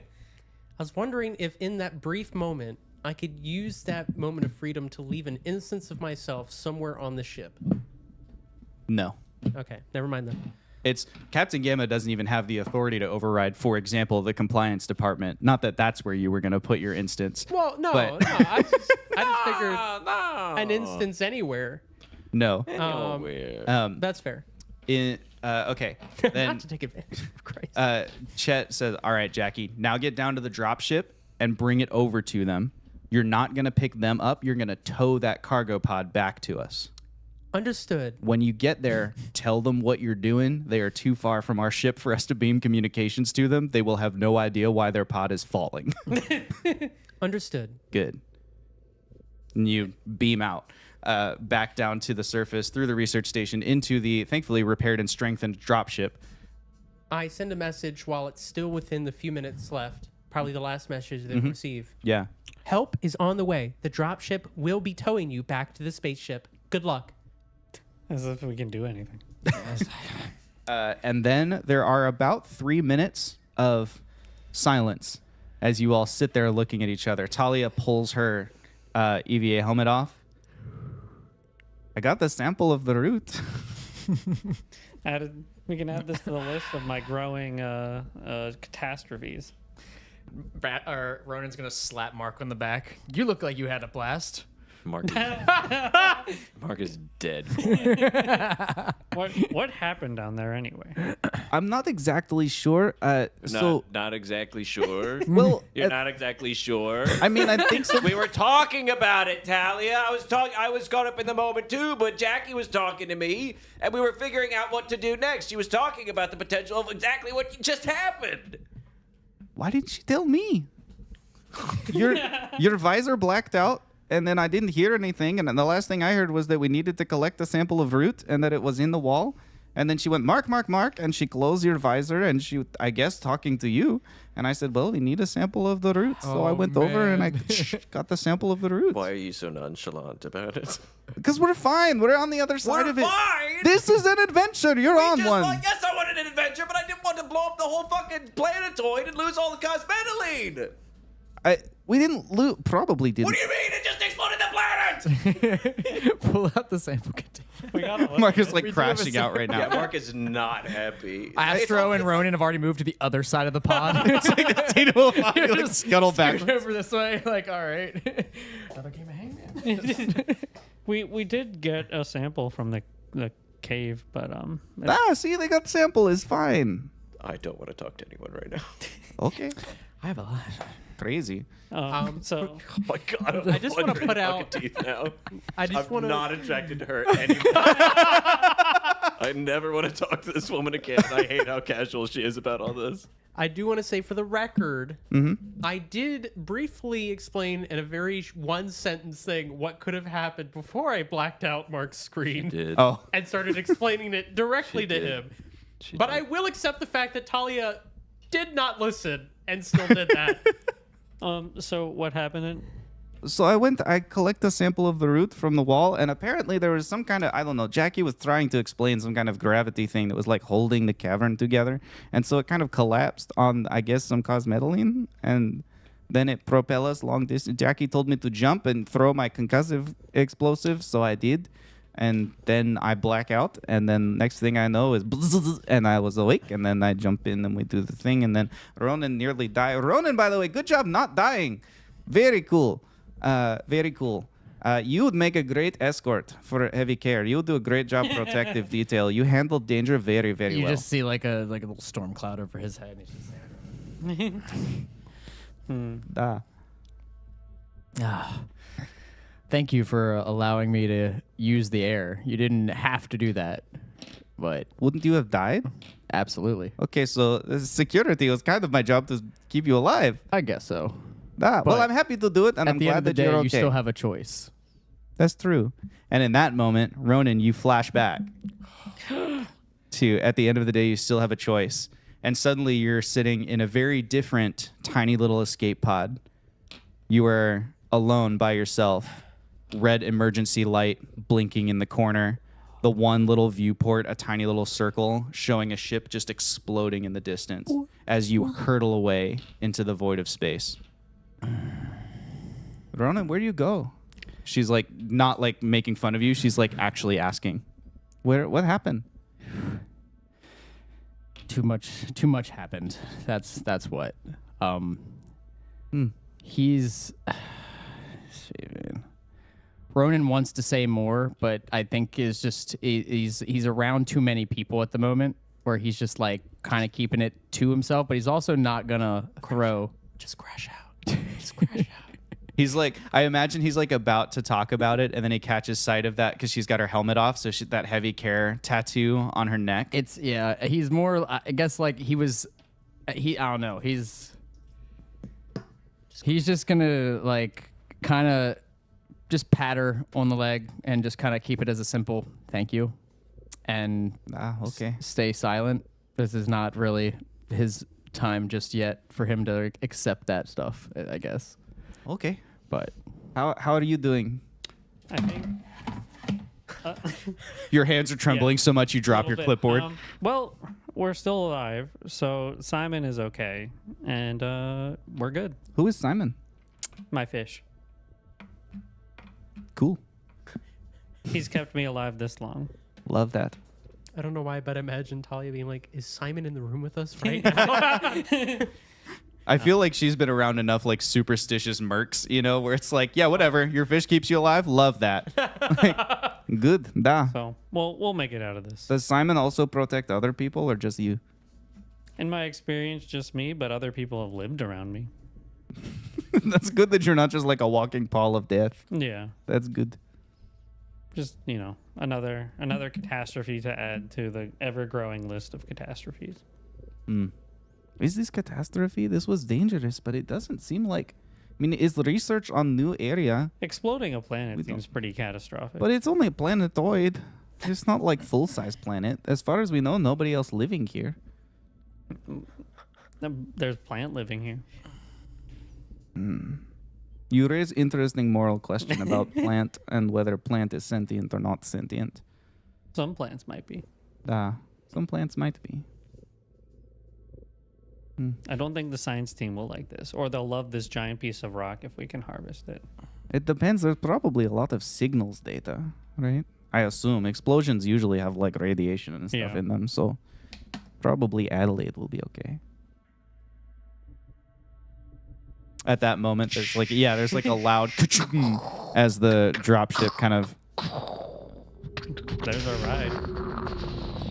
Oh, you had a sound button. That's cool. That's fine. That's okay. You can keep going. No, it's fine. I just I just wanted to make some sounds.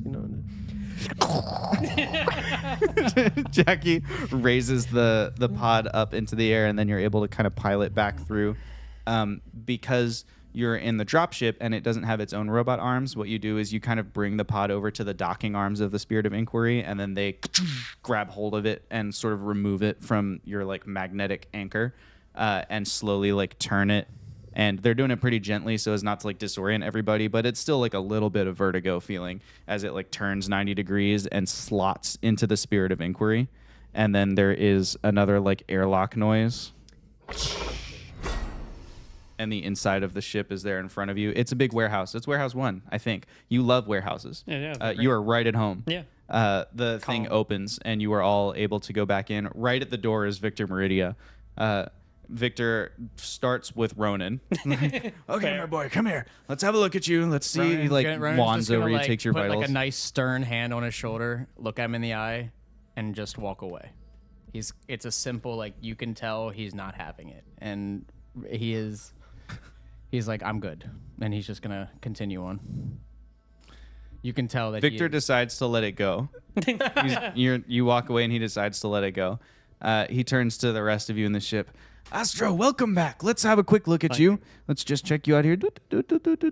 So, did you enter full cardiac failure, or did you... He's like checking with the others. Like, how many of you actually died and came back? I look towards Jacqueline. Jacqueline, are you here? Do you know? You're in the dropship, so yeah, you can Oh. bounce around to get there. Ding! Hello. You asked a question. Yeah, I'm not too familiar with what happened to us. It just went black, and then Oh, you all died. All there's of you. There's your answer. All Great. of them sustained cardiac arrest, and some of them were more difficult to revive. All right, well then the next thing for all of you is a trip to the medical bay. Let's get you all checked out, full body workups. Come along, Mark. Do we have to? Where's the captain? Captain Gamma's on the bridge. May I speak with Captain? After I have medically cleared you. Okay. Excellent. Okay. I do go back to Captain Gamma. Okay, great.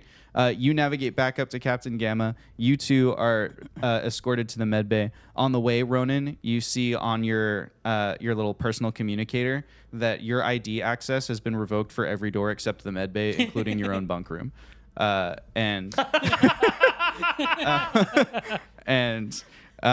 You hear like footsteps on the deck above you as Victor Meridia is leading the other two over to the med bay. You know, I'm glad that you two were okay. The first time that I was on a ship where somebody died in exploration action, it was much different. We actually had to, leave them dead because they were dead for too long, and then there was the brain damage and all the things. You two should be just fine. This is just a precautionary workup to make sure that everything in your bodies is functioning as normal as it should. There's no need to look so sad. You're back on the Spirit of Inquiry now. Things are okay here. Just fucking Yeah. nothing coming through. He leads the two of you by. We're going to start up with Captain Gamma and Jacqueline. So Chet's back on the bridge. Jacqueline, what in the world happened down there? I can give you a full debrief if you have a moment. Absolutely. We should probably do so in your quarters. You hear a voice from behind him. No, that won't be necessary, Jackie. Oh, you can be present as well. Yes, I think I should be. And think Dean this should be Lagrange, done- red suit, walks into the bridge. This should be done in private and not in front of the crew. Oh, it's going to make someone look bad. I see. Yes, let's go. And Dean walks into Captain Chet Gamma's quarters as if they're his own. Captain Gamma shrugs and walks in there as well. I give him like within his little HUD, just a small like. The doors seal behind you, and you hear like the soundproof barrier like kind of like fades into place. Chet Gamma's office is fairly spacious, as the captain's quarters might be. He's got like an actual bunk room off to the side where he sleeps, and then he has like a work room. And so you're kind of in like a main office thing. He sits behind like a mahogany desk. Dean Lagrange sits in like a comfy armchair. And at the center of the room, there's a small table with a little hollow projector in it for you to project your avatar. I project myself, and then I go through from the moment we had arrived back on the mic, please. Green One. From the moment we arrived back on Green One, I recap what happened, but I make sure to do so in a very sterile and data-only focus. Okay. So I try not to cover any personal interactions, any social interactions, stuff like that. And just more like we had mapped the data. Like after action paperwork, basically. Right. This is what we had set up. These are the things we explored. These are the things we found. Here is the raw data for those that could be sent to scientists. These are the things that I find of interest. And here's where things went wrong. And this is where I word it very carefully. But I'm like, we decided to do some primary exploration of cosmetaline. As we go down through the tunnels, we have found the source of the cosmetaline. And in the process of exploring whether or not it was feasible to obtain ourselves, or what process may be required to obtain it, I was in the process of explaining both to Talia and Mark that we should be careful and not to touch anything inside of the cavern we had found the cosmetaline in. And I bring up a Like 3D video model. feed from their HUD. Oh, okay, a model. Yeah, 3D model of what the room, recreation of what the room looked like, and the tunnel and how we reached there. And then I highlight the routes. And one of the suggestions that we required, route samples. And as I said, I'm going to threaten you with a GM intrusion. I'm not going to tell you what it is, but I'll tell you that it's 1 XP for you and 1 XP to give away if you accept it. I need the XP. How's everybody looking on XP, huh? You got 0? What do you got? You got 2? You got 1? I don't know how many I have because I thought I tried to take mine down 1 so that I could do that for Talia's Yeah, and you had 2. bomb. Yeah. So, yeah, that makes sense. So what did you spend? You spent 1 around that same time, and I wasn't sure what your XP was for. Oh, at the bomb. I spent it on reroll. On reroll. Okay, gotcha. Okay, yeah, I'll take it. Okay, who are you giving your 1 away to? I'll give it to Trevor. Okay.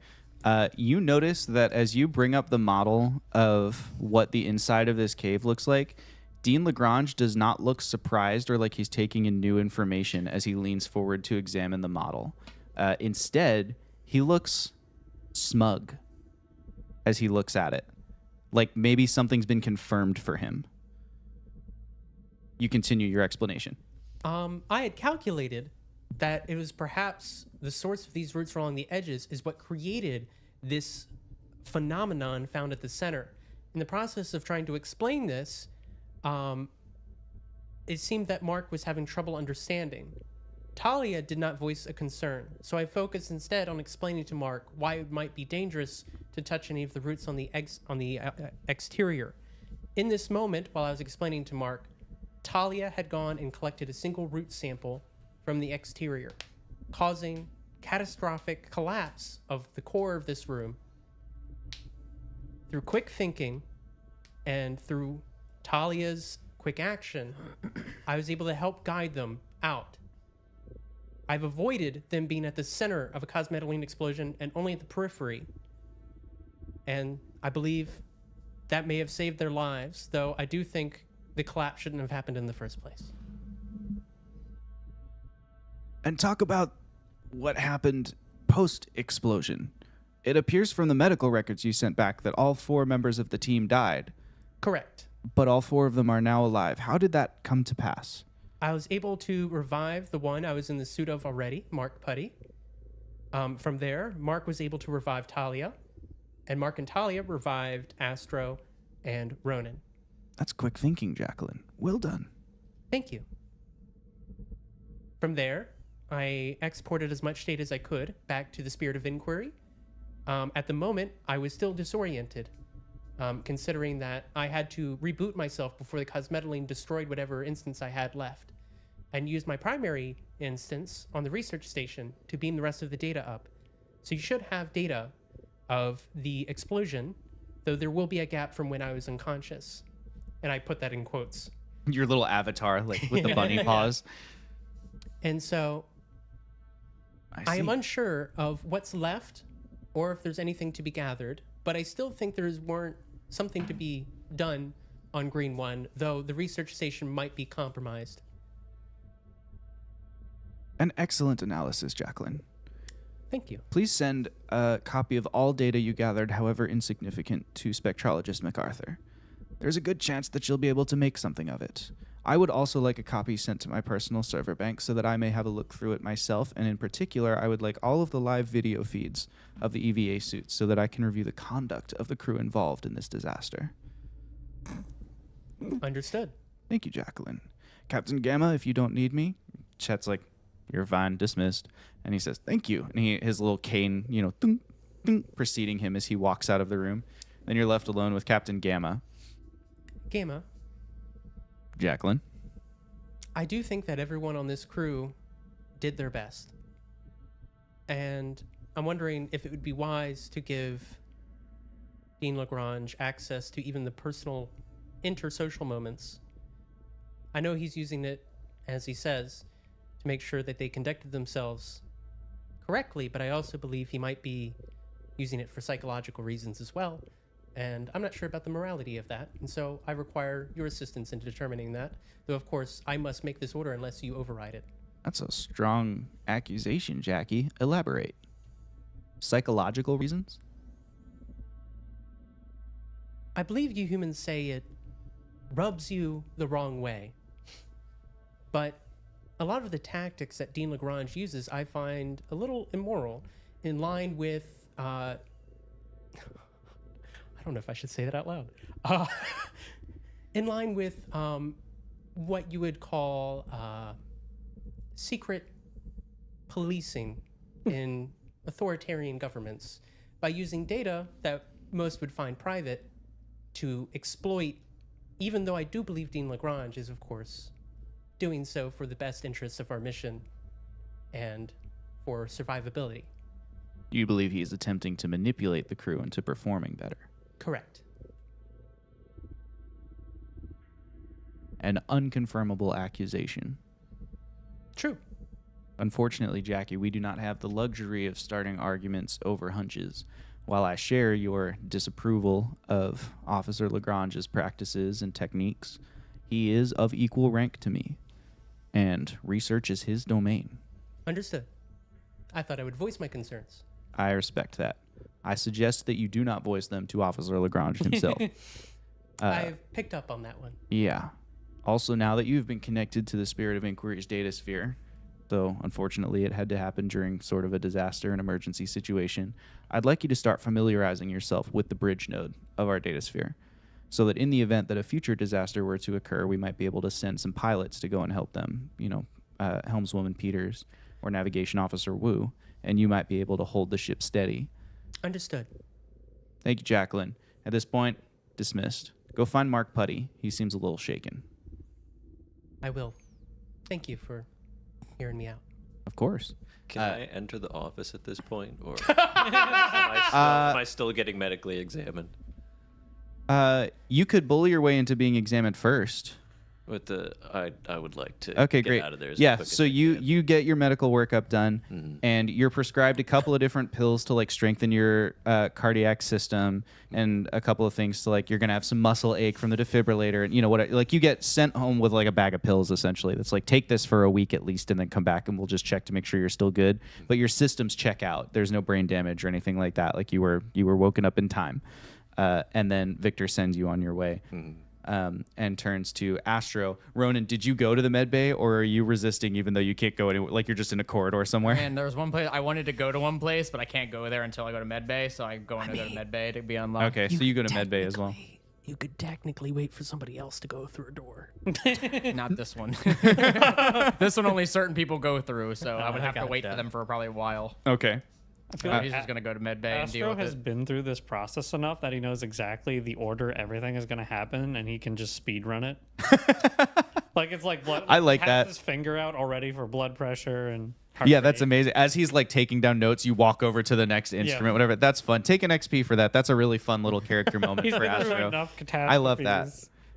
Yeah, that's right. Astro, who like habitually is on ships that end in catastrophe. It's like, I know what this part looks like. Yeah. Goes through. He's already filled out his after action paperwork while he's waiting for the test results from one of the blood tests. He's like, yep, this goes here, and I file that there, and I do this. You're such a union guy. Yeah. That's awesome. So yeah, yours is pretty fast, and then you're dismissed back to your room. Ronan, you walk in, go through the medical workup. Do you engage at all with Victor Meridia, or is he just chattering as he? I want to be in a moment where, of all people, even Victor can tell something's wrong with me. Okay. Of all people, Victor, the most free-thinking dude of all time, but I want my emotion to be on that level where even Victor can tell that, like, oh, maybe this is not. Now, if that's not his, off strip, if that's not his character, ignore, keep doing your thing. But that's kind of what Ronan's like. So you can tell Ronan's to himself. So right? yeah, you like keep to yourself for the entire exam. You just very quietly comply. You know, he's like, put your finger here, do this thing, step into this machine, get an X-ray, do this, blah blah blah, get an MRI, EKG, whatever. You go through all of the material, and at the end of it, when Victor dismissed Astro, like you've reached that phase of the test, and instead he goes, come over here for a second, and you step into an office where there's like a couch on one wall, and there's like a wooden desk and a little computer screen, and then a little chair, and he sits in the chair and says, lay down. Ronan's gonna lay down. Ronan, when people undergo extreme periods of stress, sometimes it can unearth other incidents or things that aren't connected, things from their history. And I'm getting the sense that perhaps that experience is happening for you now.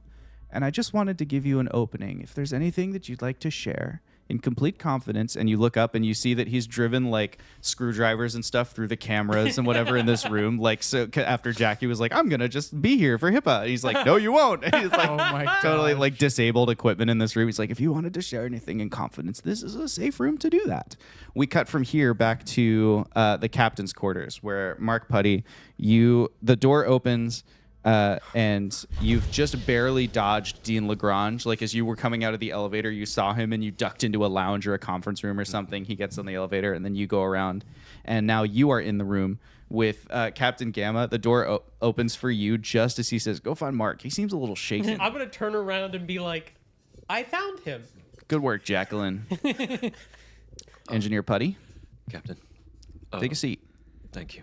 I The door slides shut behind you. don't leave the room necessarily, but I make a smaller projection of myself to not take up so much Great. space. That's the door behind you closing. Yep. I would like to speak with you for a moment. Obviously, you've invited me to sit down, so I don't belong on this ship, Captain. Care to elaborate? Jacqueline immediately puts like a red X on the like zzz, and like the audio symbol for mute just on the big hologram towards Chet Gamma. Like, do not record anything that's about to come out of this mouth. Chet doesn't look at it. He's looking at Mark. Well, I hope Mark sees that. Even if I do, I don't think I pay attention to it, or I don't think I. Captain, I had doctored the paperwork and credentials to get myself a position on this ship, and I don't feel that I'm fit as a part of this crew.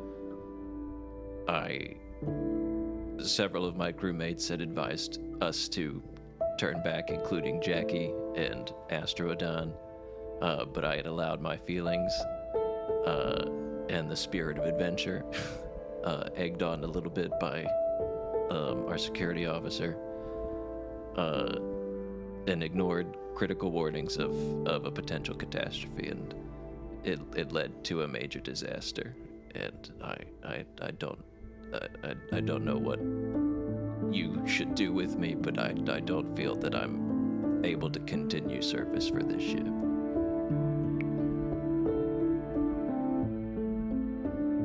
Chet very slowly reaches down to the data pad like on his desk and hits a button. The one of the armrests of your chair retracts and a steaming mug of coffee raises up through it. More of a hot chocolate guy. He hits a different button and it just comes down. You hear like a machine inside whir, and he goes, "We got hot chocolate." And it raises up towards you.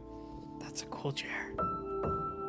So you mean to tell me that you falsified records, bypassed tiers of classification, and faked your way on this ship in place of some engineer who had actually gone through all the rounds of interviews, training, clearance, whatever, and gotten yourself here?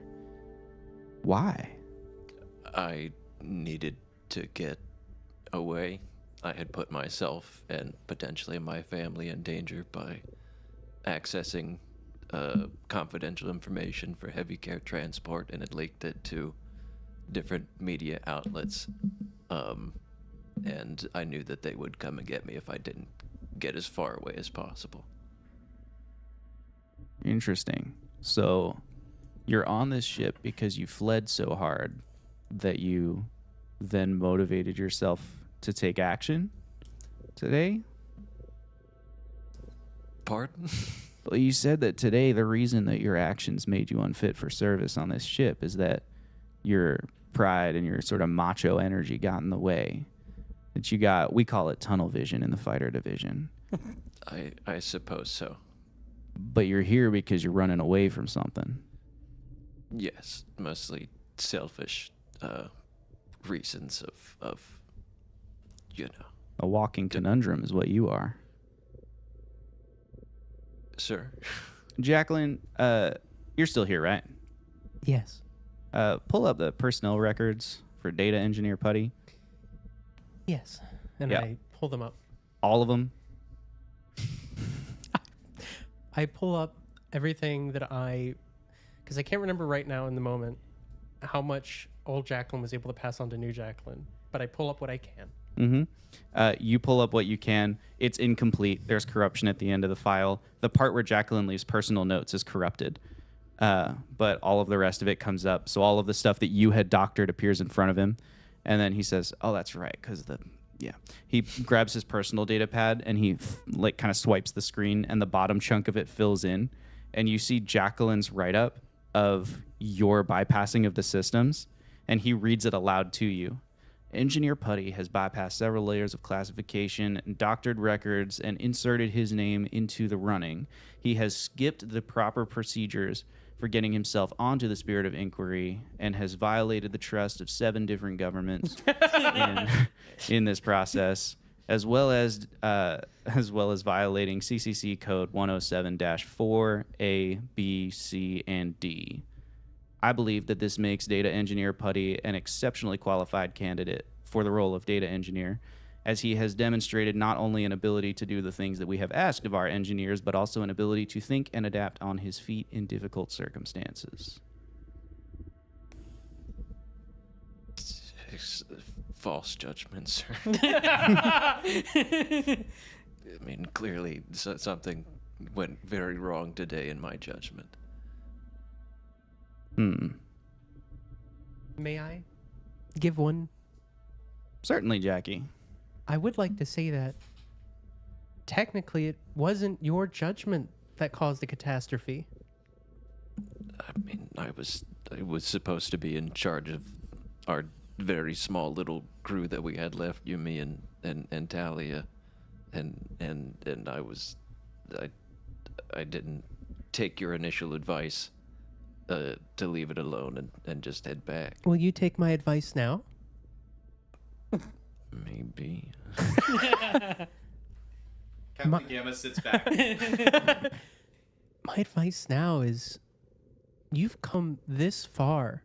You are already on the edge of the known universe.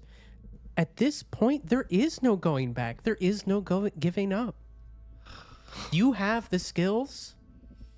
And as we learned on the ground, even as I was trying to tell you not to do it, and by all means you didn't, you showed guts. You showed growth. And we don't even technically... Honestly, you just needed to be a data engineer, and you've shown so much more potential. My old self saw what growth and potential you had, and I saw that fruit today. It may have ended in catastrophe, but that wasn't your fault. If we hadn't gone down in there, we may have never known what was going on down there. We were very close to collecting it. And to be clear, Mark, I'm certain that right now Talia Bones is having a very different kind of conversation with Officer Lagrange in the compliance department, because there is blame to be laid for this event, and it is not at your feet. Your only mistake was failing to step into the leadership role that you should have stepped into when you knew what the right decision was. I concur. So, I can put you in the brig if you want. There's no hot chocolate there. It's pretty boring. Also, it's kind of pointless on this ship out here in the middle of nowhere because it's not like there's a judge we're going to take you to. You're going to sit there while you mellow out or sober up or whatever, and then we're going to release you, and ultimately we're going to have to let you continue performing your function because you're the only one of you here. Or you could look at this as a growing opportunity. You could think about how you might do it differently next time. Maybe go sit somewhere quiet and reflect on it. And be ready the next time that the drop squad, he puts the little air quotes around it, is sent down to a planetoid to explore it. This one has reached the point where the research team is going down. You've mapped out our research area and then some. But there will be other planetoids. Okay. Unfortunately, Mark, I don't think you have much of a choice. But I do think you can make the most of it by embracing it. Okay. I don't really know how Mark feels right now. I think that all was definitely very nice. I think there's a part of it that he's absorbing. But he's also still, I think, very much blaming himself, and that's just going to take some time. And I think he's just going to thank you for your time, Captain. Permission to return to my quarters, and Granted. if you wouldn't mind, if I assume it's all right for me to have some time off. I died today. Yeah, we'll give you a couple days off A couple for days. death. Yeah. A couple days. Yeah. Okay, great. Thank Yeah. you. And then after those couple days off, of course, you will be on medical leave. Yeah. Okay. Thank you. Yeah. Would you mind looking after Jackie for that time? I don't think I could do much. I actually was planning on it. It's Good. time she started getting connected to the Spirit of Inquiry's data sphere. Okay. Thank you. Then I will return to my quarters. Take this hot chocolate with you. You drank out of it once. What's that? You didn't That's- see that. I did. I saw it. It's okay, hot chocolate. Yeah, take it with you. Okay, I'll take the hot All chocolate. right. You don't have to drink it. I'm not going to drink it now. You touched it with your mouth. Okay. All right. Didn't throw up in it or anything. Thank you. You step out of Captain Gamma's office, and the doors seal shut behind you. We cut back down to the, for lack of a better term, like the psych suite of the med bay, like the room where Victor is talking to Ronan. I just wanted you to know, if you need a safe place to share, this can be that. It's not that I can't find a safe space. It's that I don't feel safe in the space, I guess you could say, when there's other X factors in that space with me. There's very few that I trust, and I still call them my friends, but trust is just a thing that a challenge that I cannot seem to overcome, and I can't even trust myself to do certain things. What's holding you back? This stays between you and I, but I led, in short words, led a group of my closest friends, if not family, basically to their deaths. And that is a reason why I've never returned and I decided to open up that restaurant and start just flipping burger patties all day. It was simple. It was something to keep my mind off of the dread that I had caused. But coming back out here, the only reason I took this job is because I had nothing better to do, if we're going to be honest. Coming onto the ship, I did kind of imagine that maybe this could be a redemption for me. But every time I think about it, it's an instant regret that locks in. And as we've done each of Regret these... for going on the trip, or regret of what you did in the past? Of regret of Oh, what I- that's Captain Gamma. Regret of what you did on the trip, or regret of what you did in the past? the past, I would say. I don't regret anything I do now, currently. It's like I'm going to be honest. This was the most adventure I've had in a long, long time. And how did it feel? It felt exhilarating. But that exhilaration went away very quick. And that feeling that came after is one of the worst feelings you can have. And that's what I'm trying to step away from. But it's the constant reminder every day that I'm now with a new crew, and who's to say that's not going to happen again. It's the constant reminder in the back of my head that history can repeat itself.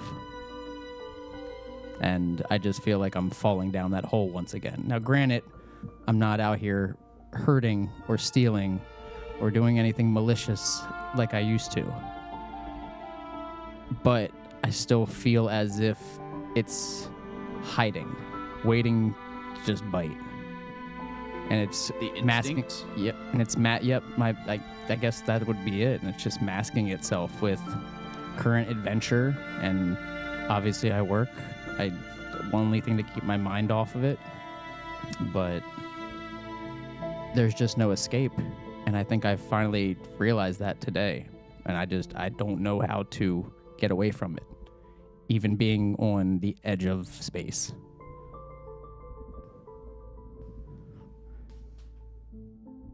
When you run away from a situation, the only thing you bring with you is yourself.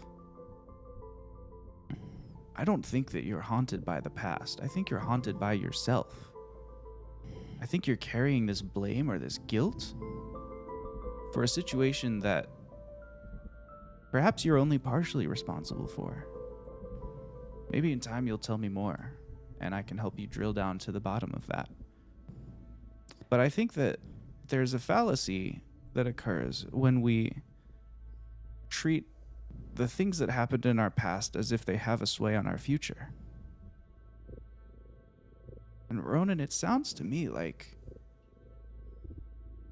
you're not running from your past, you're carrying it with you. And maybe instead you could just leave it where it is. That doesn't make it not traumatic, doesn't make it good. Maybe it doesn't make it easy, but it doesn't need to color what you do in the present. If you think this journey can be a redemption for you, then great. Let it be one. The only person holding you back from taking that next step is you.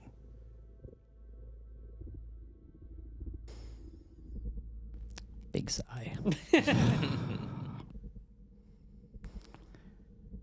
I guess I can't disagree with that one. It's just, you make it sound so much easier. I know, it's so easy to say it. It's very difficult to do it. But at least this can maybe Have get you a anyone spark on in the my ship head. you can confide in? Anyone you're close to or who you trust? You seem to work well with Oh, Officer Bones today. I do. Perhaps you could share. She might share some of your combat experience and her history. Maybe she could understand. At first, I wasn't too fond of Miss Bones, but I have a feeling that she might be someone that I can at least start to work with and converse with. As for the crew, Drop Squad, I would consider them my closest friends on this ship, I would say. It's just the term of friends is what I guess scares me, because I used to have that, and that is what I lost due to my choices. So you're afraid to let people in because you're afraid that you're some kind of bad luck charm, that, what happened to your friends before will happen to the new set of friends. That's part of it. I get you say that. What's the other part? It's just other part, I guess, would just be in general, just the amount of stuff that we did.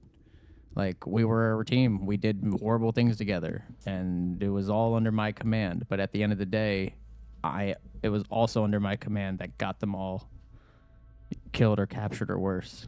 So is it the guilt that you're carrying, or is it the camaraderie that you're missing?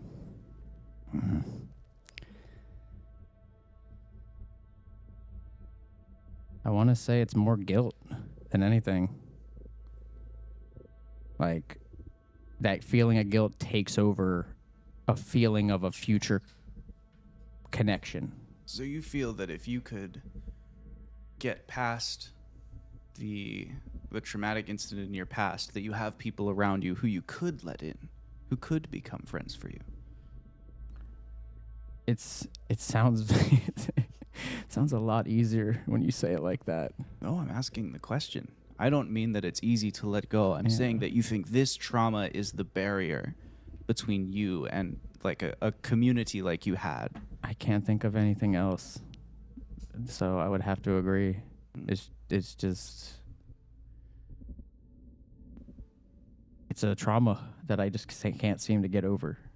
Even as much as I've tried, as much as I will push it to the side, it's just there. It's like a simple conversation with somebody can trigger one of those past conversations I had with one of my last crewmates. A simple one, just a simple, how's it going? And I'm trying to get away from those simple things that, how do I say this? Trying to escape the thought that the simplest of things can ruin everything. But it seems that no matter what, it's just everywhere I go, things can just go bad. And So if I could try and restate in different words, it sounds like you're saying that because something bad has happened to you in the past, you're now expecting something bad to happen every time you take action. basically, So why do you take any action at all? because I feel like if I don't take action, then I'm useless. So it's a journey for worth. I mean, Ronan's gonna kind of like, that's a new thought for him. Trauma tends to place people on a bit of an island and create this ocean around the island that can be made up of maybe some of it is real, but a lot of the ocean is made up of the unknown. And when the ocean laps at the shore and encroaches on the island that you've been restricted to, it's like a spike in your adrenaline and in your ability to process information. It often manifests as fear or self-doubt or paranoia. And when you try to push it to the side, it's like you're pushing water. It just comes around your hands and now it's stuck to you and there's more of it. What I want you to try, Ronan, is the next time that this feeling eats away at you, that it interrupts something you're doing, I want you to try and treat it like a wave, like something that will affect you and then recede. Try and still yourself, accept that you feel this way. It's okay to be afraid. It's okay to feel guilty. It's okay to feel whatever you feel.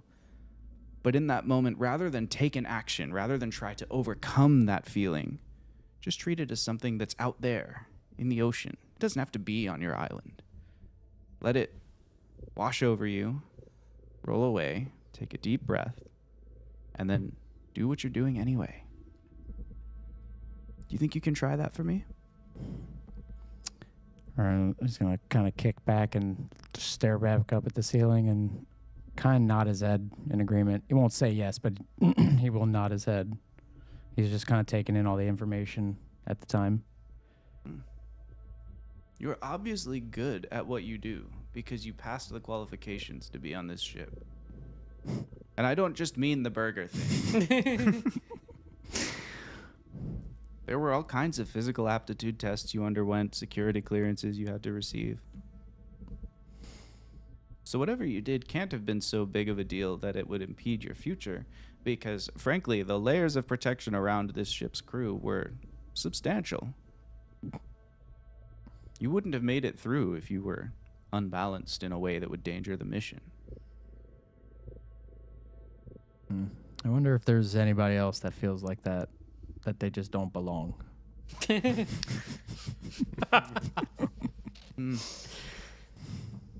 I haven't done full psychiatric workups on every member of the crew in a while, so it's not like I could point you in their direction. And frankly, even if I had, I couldn't share that confidential information. Completely understand. Maybe I was just asking a question out loud, but I think that if you were vulnerable about how you're feeling, you will find that there are other people who feel how you feel. Ronan, you're cleared medically. You're physically fit for action. But I think you should take a little while to rest. I'm going to place you on medical leave for a few weeks. I won't restrict your access to the ship or anything like that. I just want you to take some time to process not just this event, but maybe many events. And if you find some community in that time, that's great. And if you don't, that's okay. You can come back and talk to me. I will then, I guess. I appreciate that. If that's what you think is best. I do. In the meantime, rather than putting Ivan on the line, perhaps you could create a few recipes and set them aside, and we can put Julian Brooks to work creating a robot that can function as the line cook. You know, just a few simple recipes. Everyone will be able to get along just fine with some kind of predetermined meal plan for the next few weeks while you rest. I might be open to that. The cooking is one of my escapes. So I may or may not. Just cook for you for a while.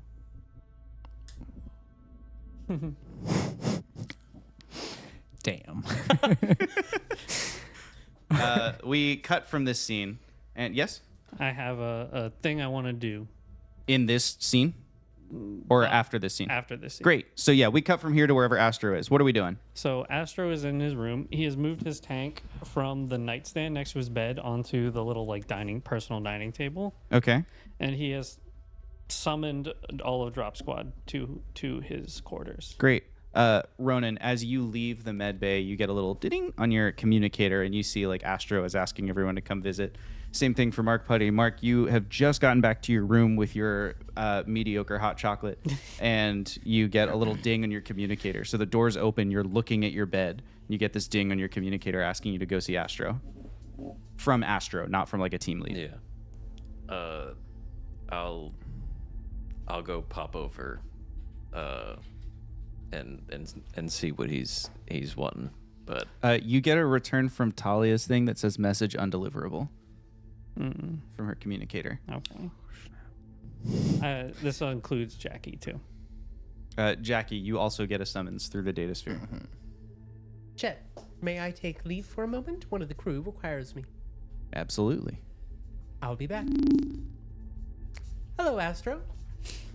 Hey Jackie, how are you? Well, things have changed today. That they have.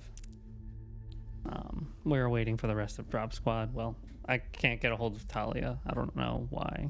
I'm going to use my newfound freedom to access the cameras and see if I can't use facial recognition to find Talia. As soon as you parse the system for Talia, a level 10 countermeasure is activated, and all of your access to the cameras is shut off. I worry for Talia. What does that mean? It appears there may be a, for lack of a better term, a blacklist surrounding Talia Bones. I think I know what that might mean. I cannot access anything related, and everything that I try to do in order to search for them will be shut down. You don't have to search anymore. I already stopped. I do ping Chet, like, Talia's missing, and that's it. Okay. We're just waiting on. Oh yeah, I would assume I'm already there. Yeah. Probably Mark pulling up behind me. I pop in, hang out in the doorway. Come on in, guys. I wanted to show all of you Simon as he is displayed on the table. He is my guardian, and by default, your guardian too in this instance. Ronan's gonna take VU off his shoulder and kind of put him on the desk so they can maybe. View leans in to the thing and like looks through, reaches up with one finger and just like taps the goldfish bowl. And you guys see in the tank like the perfect sort of gold for a goldfish, just like pristine. There's sand at the bottom. He has like little things to swim through, and it's very cared for, very healthy, but otherwise normal looking goldfish. And Astra's just like, yes. So he's our protector in this instance, and has protected me through countless disasters. I don't care to name right now, but he has brought me a lot of calmness in times of distress, and I thought maybe that would help you guys too. Ronan's gonna kind of like put his hand on the bowl and maybe try and get the fish to follow him a little bit while he's explaining that. Roll an intellect task. I record this whole interaction and label to Talia in my own internal thing, but Okay. I got 9. Okay. It looks like maybe it's following you, maybe it's just doing goldfish things. It's hard to tell. Sometimes it seems to be tracking and sometimes it doesn't. It's just, Mark's just in the door and peeks over at it. He doesn't really come in. Thank you, Astro. It's a very nice fish. Is that all? That's all. If you ever want to come look at him, you just ask. I appreciate it. Thank you. Ronan, Jackie, Mark. I'll be on my Good sleep. Have a good sleep. just go back. Are you good, Ronan? Ronan hears that, and he's only gonna kind of keep playing with it for maybe like another minute, and then he's just gonna kind of stand up, lay on the shoulder. Appreciate it. It's a small gesture, but it means and it shows a lot. And then he's gonna kind of put his head down, and Ronan's gonna go actually probably to the firing range. Ronan, as you take a step to leave, VU suddenly leaps and grabs your sleeve, like, don't forget me. Oh yeah, I get VU. Sorry. Do you want to be alone, or do you want some company? Ronan would like to be alone for this one. You can just tell him. Yeah. that. Oh, sorry. Yeah. Yeah. I'd rather Ronan step in speaks there. in the third person sometimes. Sorry. Ronan, do this. Ronan, go now. But no, I'm gonna take this one alone. All right. But how about tomorrow, you and I? Yeah. All right, done. I'll see you then. And then Ronan's gonna make his way down. After they leave, I tell Jackie, Yes. I'm a little worried about both of them. That is understandable. I am as well.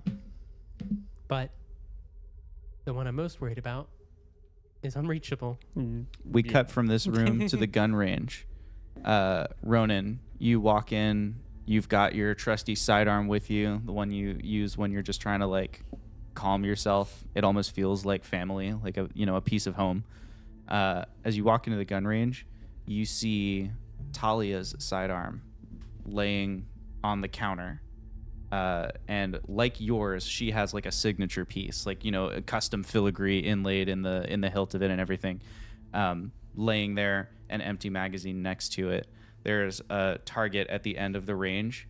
6 of the 7 shots in the magazine have been fired, all of them dead center into the center of the target, like right on the bullseye. But the 7th shot was never fired. The gun lays there, magazine out, the other one's still in the chamber. On the table, but you have no idea where Talia Bones is. There's no sign of her. And on that note, this episode of the Winged Badger Tavern comes to a close. Stress.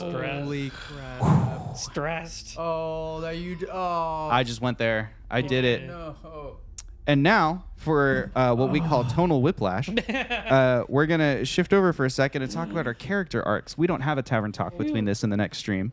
So we're going to talk about if anybody has made any big character steps before we cut things off here.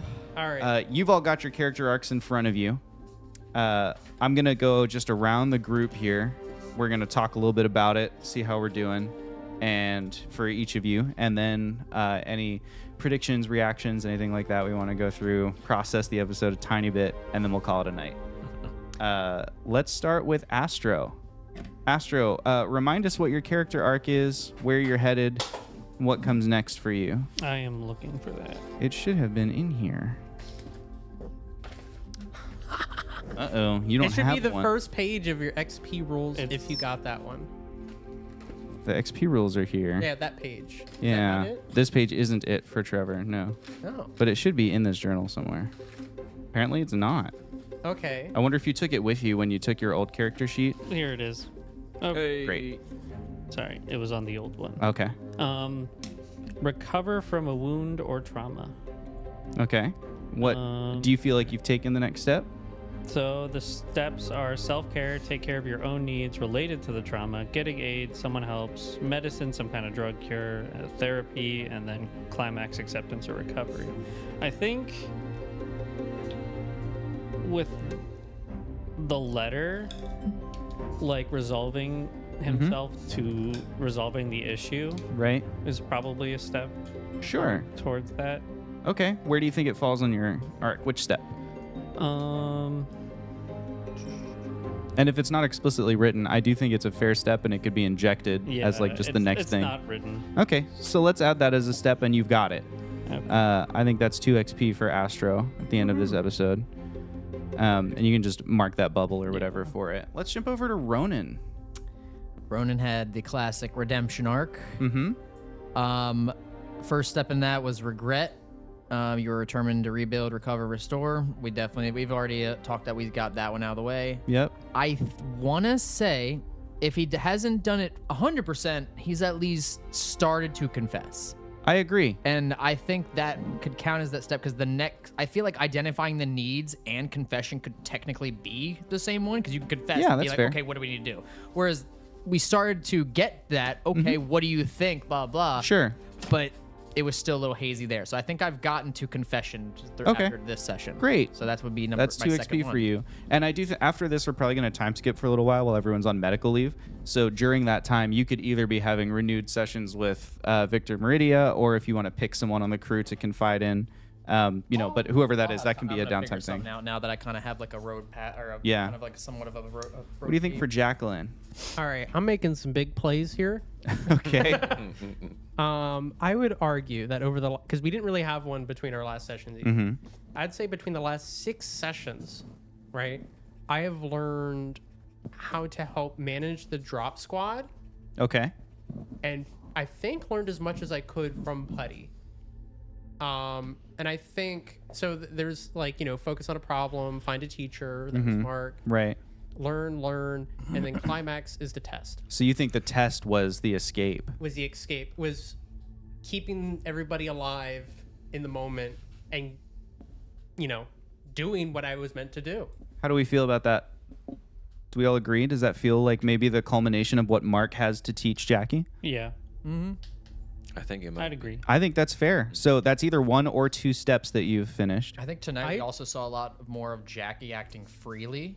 That's than- true. Like starting to tonight, step into her own. Except like almost turning like this was the closest you've been to OG Jackie as you have been. So I saw that right away. In that case, I think that would be 2 steps and finishing it. Really? Because I agree. The climax, the test, is finishing that arc. So that's 2 XP for each step and 2 XP for resolving a character arc. That's Yeah. 6 XP you just Hell gained. yeah! Like I said, making big play. I think that's fair. Yeah. And remember, you can start a new character arc anytime you want. So now or later, it just costs you an XP to XP. begin. I definitely will need to. What about Mark Putty? You've got 2 going I've on got right now. 2, and I really don't. Well, with Wow. what Jackie just said, maybe my 1 is pretty much done or close to done. The 1 is instruction. Okay. and so the first few are basically just like teaching. Teaching's often slow, gradual process. Teach a lesson. Yeah. Yeah. That you've brings done a that. pupil. You've closer definitely to done that. achieving. It says one breakdown. Many times a student needs a moment of crisis to truly learn. I would say that's what this one is. Sure. Jackie had a breakdown trying to explain to Talia and Mark not to go into that. Yeah. And it even failed. Like, you know, Yeah. you tried to do something, it didn't stop the problem, you had to react. So I agree. That would be breakdown. Yeah. Yeah. And then climax. I don't know if I don't think Mark has had his climax, his graduation. This is when you recognize that the pupil has learned all that they need. I think he was pretty much there. I mean, he's ready to give up. I think on it's like feeling like he can do anything for her, but I don't know if that's really recognizing yeah. that. So Like that's more just I 'cause feel like I'm. you so did like pathetic. you told Captain Gamma like you handed her off. And he did say to you like I think it's time for her to plug in a Spirit of Inquiry. You Yeah. said that sounds good. Yeah. So I can see you loopholing your way into saying that that's the resolution. It may Remember, not be it's a positive one. I was gonna say it's also possible for you to resolve a character arc and not have it can be a negative resolution. So I think that still counts as you saying like the teaching is done. Like I've done what I can do, even if you think of it as being I'm not worthy anymore Right. to do it. But yeah, Right. I mean, if we want to count that as a graduation, it says typically a dramatic moment. So Yeah, I do think that was a dramatic moment. I think you dying. It was pretty Yeah. traumatic. I Yeah. think it was a lot. So I think that would count. So in that case, that would be the resolution of this arc for you. So 2 XP for the step and 2 XP for the resolution. Okay. How many of these do I check? Just the last one and then the resolution. However or- many were not checked yet. I, Like I you've just filled them all I just in. don't remember if I. I think you had the first never two. checked it. Yeah, So I'm I think pretty you're sure I did checking the- 3 bubbles and a resolution. So that's 2, 4, 6, 8. 8 Yeah. points of XP. Okay. And actually, Jackie, you get 2 extra XP. I've just recalled that when you resolve a character arc, if you resolve the arc as a failure, you get 2. If you resolve it as a success, you get 4. I had forgotten to factor that in. So of that's XP. 4 for you and 2 for Mark. And then you have another arc, right? Milers develop a bond, and I don't really know if I've gotten too much further. You in started I mean, to, it's and then you joining- started like with Talia. Yeah, You were like, you started "All right, I hate developing you." a bond with Kyle, and then you sort of fell in love with Talia, and now you hate Well, Talia I just again. haven't. Yeah, well, I And now- haven't seen Kyle in a while. We just been Yeah. down on Green One, so I haven't really had a chance. Like we've had like set Right. Just- every now he's and your again, I plus go to one on the next gut adventure, bond. all right? A Yeah. bond with Drop Squad or something. Bond with the drop That's true. squad. We did a little bit. I mean, I feel like I haven't really talked too much closely. It's mostly been business Yeah. that we've been getting into. That's and now true. this, I'm Dramatic ready event. to. We kind- trauma bonded. We did Mark trauma dissociated. So I don't know. I don't know if I've really gotten too much farther in that. I wonder if there's an interesting Drop Squad arc appearing of like trying to bring Mark back from the brink. He's definitely gonna be quite sad and distraught. Yeah. That whole conversation with Dean and like the just kind of like, I don't know, there's not really much else you can do. Like that was like nice, but it was more of a resigning. It's like, well, now I'm just kind of my own prisoner on this ship, and like, so I just have to fucking work. That's what Ronan's kind of dealing with, though. Poor He's like, Talia. he's a Yeah, maybe prisoner of there's his own a head. maybe there's an opening here for like an Yeah. interesting story moment if Yeah. the two of you discover even what your shared past trauma is, right? Like both of you have heavy care related trauma. That's I'm all I alone. forgot about that with you until you said something earlier in the story. When you said that, I went. It made me think a bit. I'm like, oh, you just opened up a lot. So I completely forgot that yours had to deal with heavy care as well. Until now. well, and I don't know that you actually know that as Ronan, right? Has Ronan discovered that? I think we Tyler didn't said- even know that. I think we had said we talked about it in boot camp or something. Oh yeah, He maybe was you like one- each of you yeah, that's discovered right, the 'cause we did secret, that but it whole wasn't camp like you thing. shared it openly. Yeah, we I were think like that each might have other's been it. confidants. That's what we were. Yeah. Because I remember Yeah. that part. Yeah. Okay. So maybe there's something there we can explore in the next Yeah. session. I think so, but Um, but Lots anywho, to so yeah, explore. I don't think I've gotten too much farther Great. than my develop a bond. It's Okay. kind of been a lot of work, but Well, that's still a buttload of XP for you. it was a Yeah. good bit. Got me back up. Yeah, after- we're doing good. Really didn't feel like that 4 was worth it. Oh gosh. Here you go. You get 2, and you all die and the planet explodes. Isn't that a fair trade? I love this. Well, when you say it like And that. you have to spend it to re-roll, and there we go. So yeah, let's talk a little bit more about these 3 episodes, right? We started off with things seemed fairly exciting. We were like, oh, we're gonna get to go back down to Green One. We made it through the storm. Yeah. We were kind of mapping out We got that cool tornado thing. Yeah. That was cool. Tornado was dope. I like that. I bet that's gone. We threw a lot of rocks. You did throw a lot of rocks. Did everyone get to throw at least one rock? Well, not Jackie. Did I'm not you sure. roll- I didn't I'm not throw sure it, if yeah. I Suggest Okay, I was about to say. I was like, I know we threw a lot of But I rocks. told people to throw rocks. You do. You were rope management. That's right. Probably if everybody throws a rock, there's like an Easter egg you unlock, right? Yeah. Like the cool rock That's what I appears mean, back like at I the was research saying, center. Something crazy. I don't know why we chose to walk away from the tornado, but for some reason in a cave that's more dangerous with the cosmetically, we're like, let's move forward with I think it this. was Well, you- because of the cosmetic. Right, you knew cosmetalene was in there. That's the whole point I was of the waiting voyage. for you to be like with that because you said the tornado was blue to me. I was waiting for you to change the color on someone else because then I probably would have reacted. Right. But like you said, it was blue for everybody, so I was like, okay, well that's You not made our the stuff. right call not stepping into that thing. It would have been Good. real hard to get back down again. That's what I mean. You had you'd figured out kind of the bit with it where it's like, oh, it's an elevator that only goes up kind of deal. It would have been really challenging to get down from that. That's like we need the drop ship on standby. Right. Yeah, that would have been like the spirit of inquiry catching you, light years away. For a brick, he Yeah, flies the pretty drop good. chasing you down. That's a good quote. I love that. Take an XP. Every Halo reference will receive an XP. Let it be known. Cortana. I gotta start analyzing. Cortana. All right, Dr. time to Halsey. replay the Halo Every campaign. good Halo reference. Okay. I need Receive an XP. Clever. Yeah. Cortana, I need an XP. I need a weapon. So, I think I might work on like a skill training for the next one. What was I have 4 now. What was before the cave, like the end of the cave? What was the part where you were the most concerned on Green One? Either this set of sessions, or the last set of sessions. The corrosive cloud, probably, I would agree. or Ronan falling into Mark going into cardiac arrest scared me pretty bad. When you said that, I went.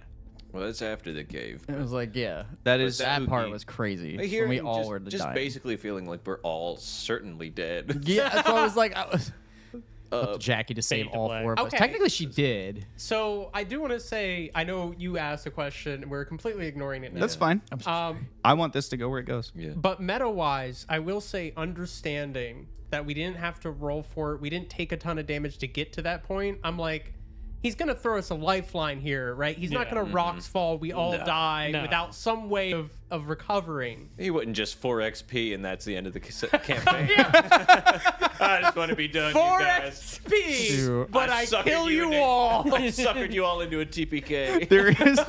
There is a moment where you take a stick and you're like, I'm gonna wake this bear up, and you poke the bear, and then the bear looks up at you and you're like, what have I done? But I did feel like it became kind of a really interesting narrative moment to like, normally the explosion and the ringing ears and you go to like the strongest soldier, and instead it was like the least effective person to try and restore the crew. Like instead of waking up like, oh, it's Talia saving everyone or whatever, or Ronan, it's like, oh, we're watching like a computer that's stranded. Like I can't, like what does it look like to be dazed as an AI unit? What does it mean to be confused? You drew a really cool picture with that, by the way. I read Thank that. you. It was so In the good. cloud, basically. Yeah. That's pretty cool. You saw That nothing was a but cool data. scene. Like that was pretty cool. Oh yeah. Felt like that Code Lyoko type of moment where she's walking into the tower and it's just data all around her. I feel like that's how you were. Oh, no, I need to rewatch it. God, I love that. But I will say that was wild. that was just a wild, yeah, because the first 2 sessions were like, this is becoming routine. This is Yeah. becoming fine. And honestly, I was feeling a little like, let's just do something a little crazy. Yeah. That's why every Jack is like, do it, go, Let do the it. science team figure this Yeah, out. no, I'm like, hey, what's the worst that could happen? We destroy a planet. That's when I talk about the stick and the bear. I'm like, okay, they're feeling really good. We should try and remind them the stakes of cosmetalene. Like, how can we? And not that I like upped the ante. That's how it was yeah. written. Yeah. But it's like, okay, well, the reason it was a GM intrusion is because I was like, well, I think that it's fun to have the stakes reiterated in a big way. So I'm going to tweak. Like, Talia would probably not have normally done that. She's a very cool-headed, competent person. But it's much more fun to like, oh, let's remind ourselves what we're dealing with here. The power of the sun in the palm of my hand.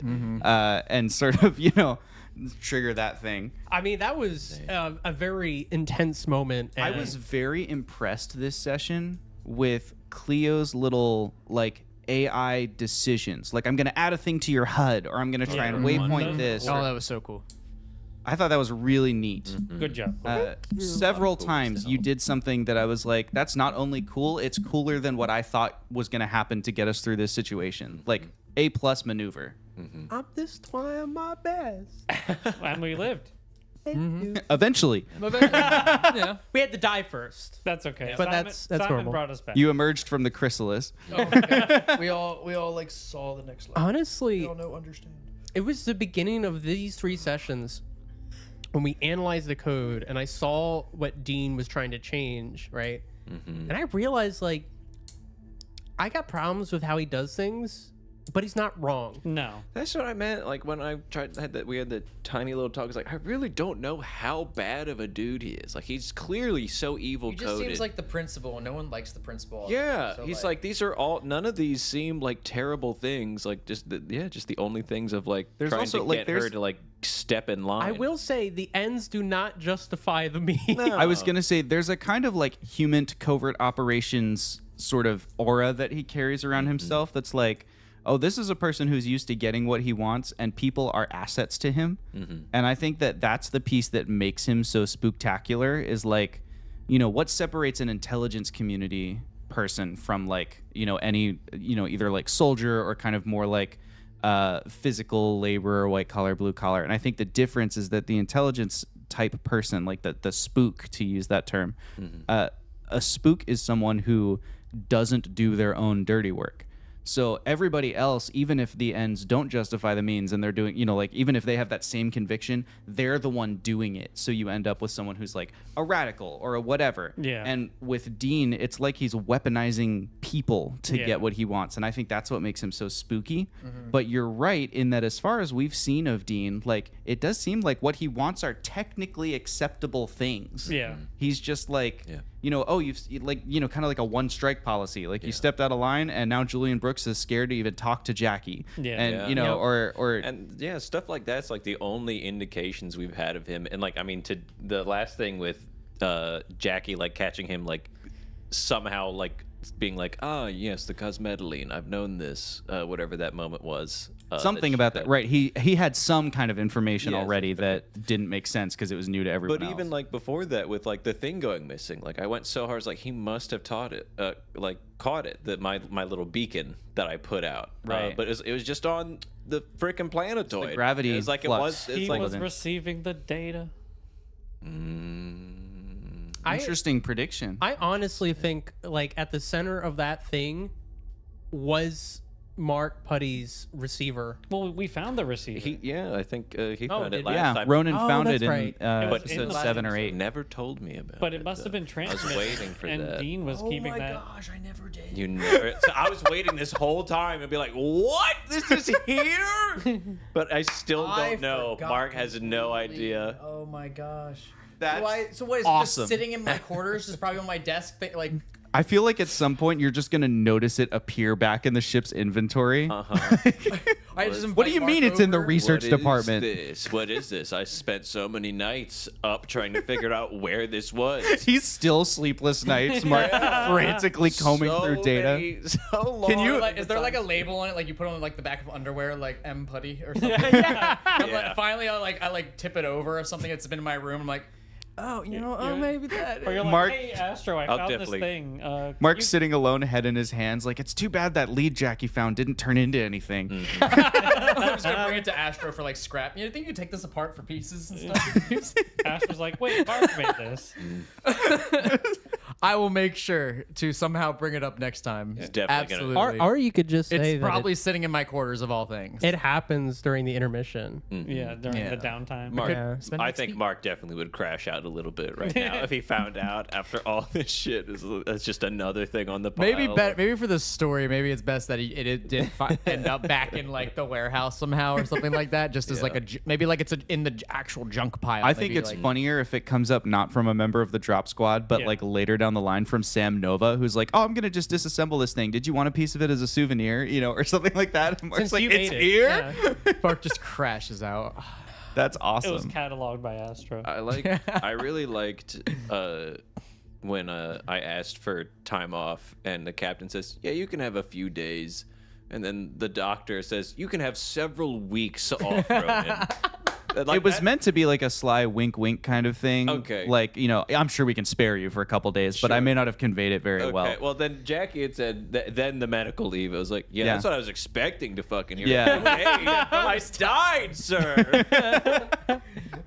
Suddenly we realize Captain Chet Gam has been the bad guy all along. To work. Come on. Yeah, How long do you need off if you've just had a child? Captain Chet Capitalist. Mr. Warehouse. the alliteration. It makes sense. Yeah, that hot chocolate's coming out of your paycheck. Oh, it's getting dark. Freaking Spirit Airlines, you got to pay for your in-flight snack. Here you go, nice coffee, but it's We get back to the Milky Way, and everybody's expecting their pay, and instead it's like all of these charges for Ronan's cafeteria food docked off of Better everyone's. yet, they're all in debt.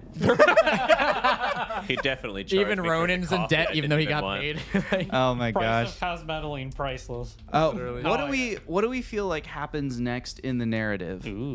For you all, because now we've kind of done your part as the drop squad, so we could watch what you do on the ship while the science team is away, or we could kind of skip forward to where like maybe we press on into a bold new unknown. You know what I mean? Like where do you feel like we go from here? I could see a rest episode where maybe the research team is Yeah, beach episode. yeah Yep. where the research team's finalizing their research on the planetoid, and maybe we get like little snippets, or we can help in that. We get the highlights. So even if there's like a smaller trip just back, just to maybe like check up on the research, Maybe like crew or- tear down? yeah, Yeah, clean up tear down. stuff like But that, bring honestly, everything back. We would be kind the of best crew for cleanup that. crew? We put it up. The B plot or A plot, depending on how we play it, could be what happened to Talia Bones. I really want. Yeah, I hope you know that will Mystery. be in my head till the next. Yeah, especially because you found like the gun. is a one bullet. What does it mean? On top of that, right? This is like you said, this is a personal sidearm. This Yeah. is something you would not leave behind. Oh no, Ronan's definitely. And it's not something acquired that it. someone's like found and just put there, right? Like, Right. if it's there, Talia was there at some No. point. She was kidnapped. Ronan's definitely has already black like bagged her. Yeah. probably popped the bullet out of it and put the mag in at least, but he's definitely taken the gun with him. But 'cause Kane's all a ruse. Dean is really, really strong. if anybody understands the how much a firearm means to a person, it's definitely going to be Ronan. So. Yeah. But I think like next steps, like we get the highlights of the research team. If we wanted to do teardown, we could. I don't think we necessarily need to play that out. Nah. But Sorry, not to cut you off. You have a handgun? yeah, I did not know you were armed. It's crazy. Take He it to the owns range. I knew he came to the range with me, but I didn't know he owned his own firearm. yeah, Yeah. Okay, cool. That's good. I'll use that sometime maybe. I guess we still need to find an actual cosmetically deposit. Yeah. So Well, no, you've got your sample container, right? but is that enough? I don't know. We haven't analyzed it Technically- yet. We don't know what's left of it, and perhaps that wasn't the only cosmetically on the planetoid. So perhaps we'll hear that maybe we found More. more, but I doubt it will be a large amount. I'd Yeah. probably be traces. So maybe getting the highlights from Green One, and then pressing on into the unknown if we still need more cosmetically. Well, and then of course we got the B plot. Oh, you mean to go back to Earth? One sample container is definitely not Well, enough yeah. for you to fly the Yeah, ship no, home yeah, to yeah. Earth. Yeah. Yeah. It's like, all right, guys, we did it. So we definitely need more. Yeah. So like No, that's next still, planetoid will that's definitely still, be like, fun. Primary objective. I want Right. to see what like. That jump killed a tier 6. Yeah. That's true. AI. Jackie, yeah. yeah. Oh my gosh! Stop! We'll 'Cause have I'm to do that foreshadowing again. now. Yeah, that means you need to be like twice as strong for our way Okay, back. to be fair, I would have made it if it wasn't for whatever Dean did. True. You don't know that Dean did that. Oh, And on that note, this episode of the Wing Badger Tavern comes to a close.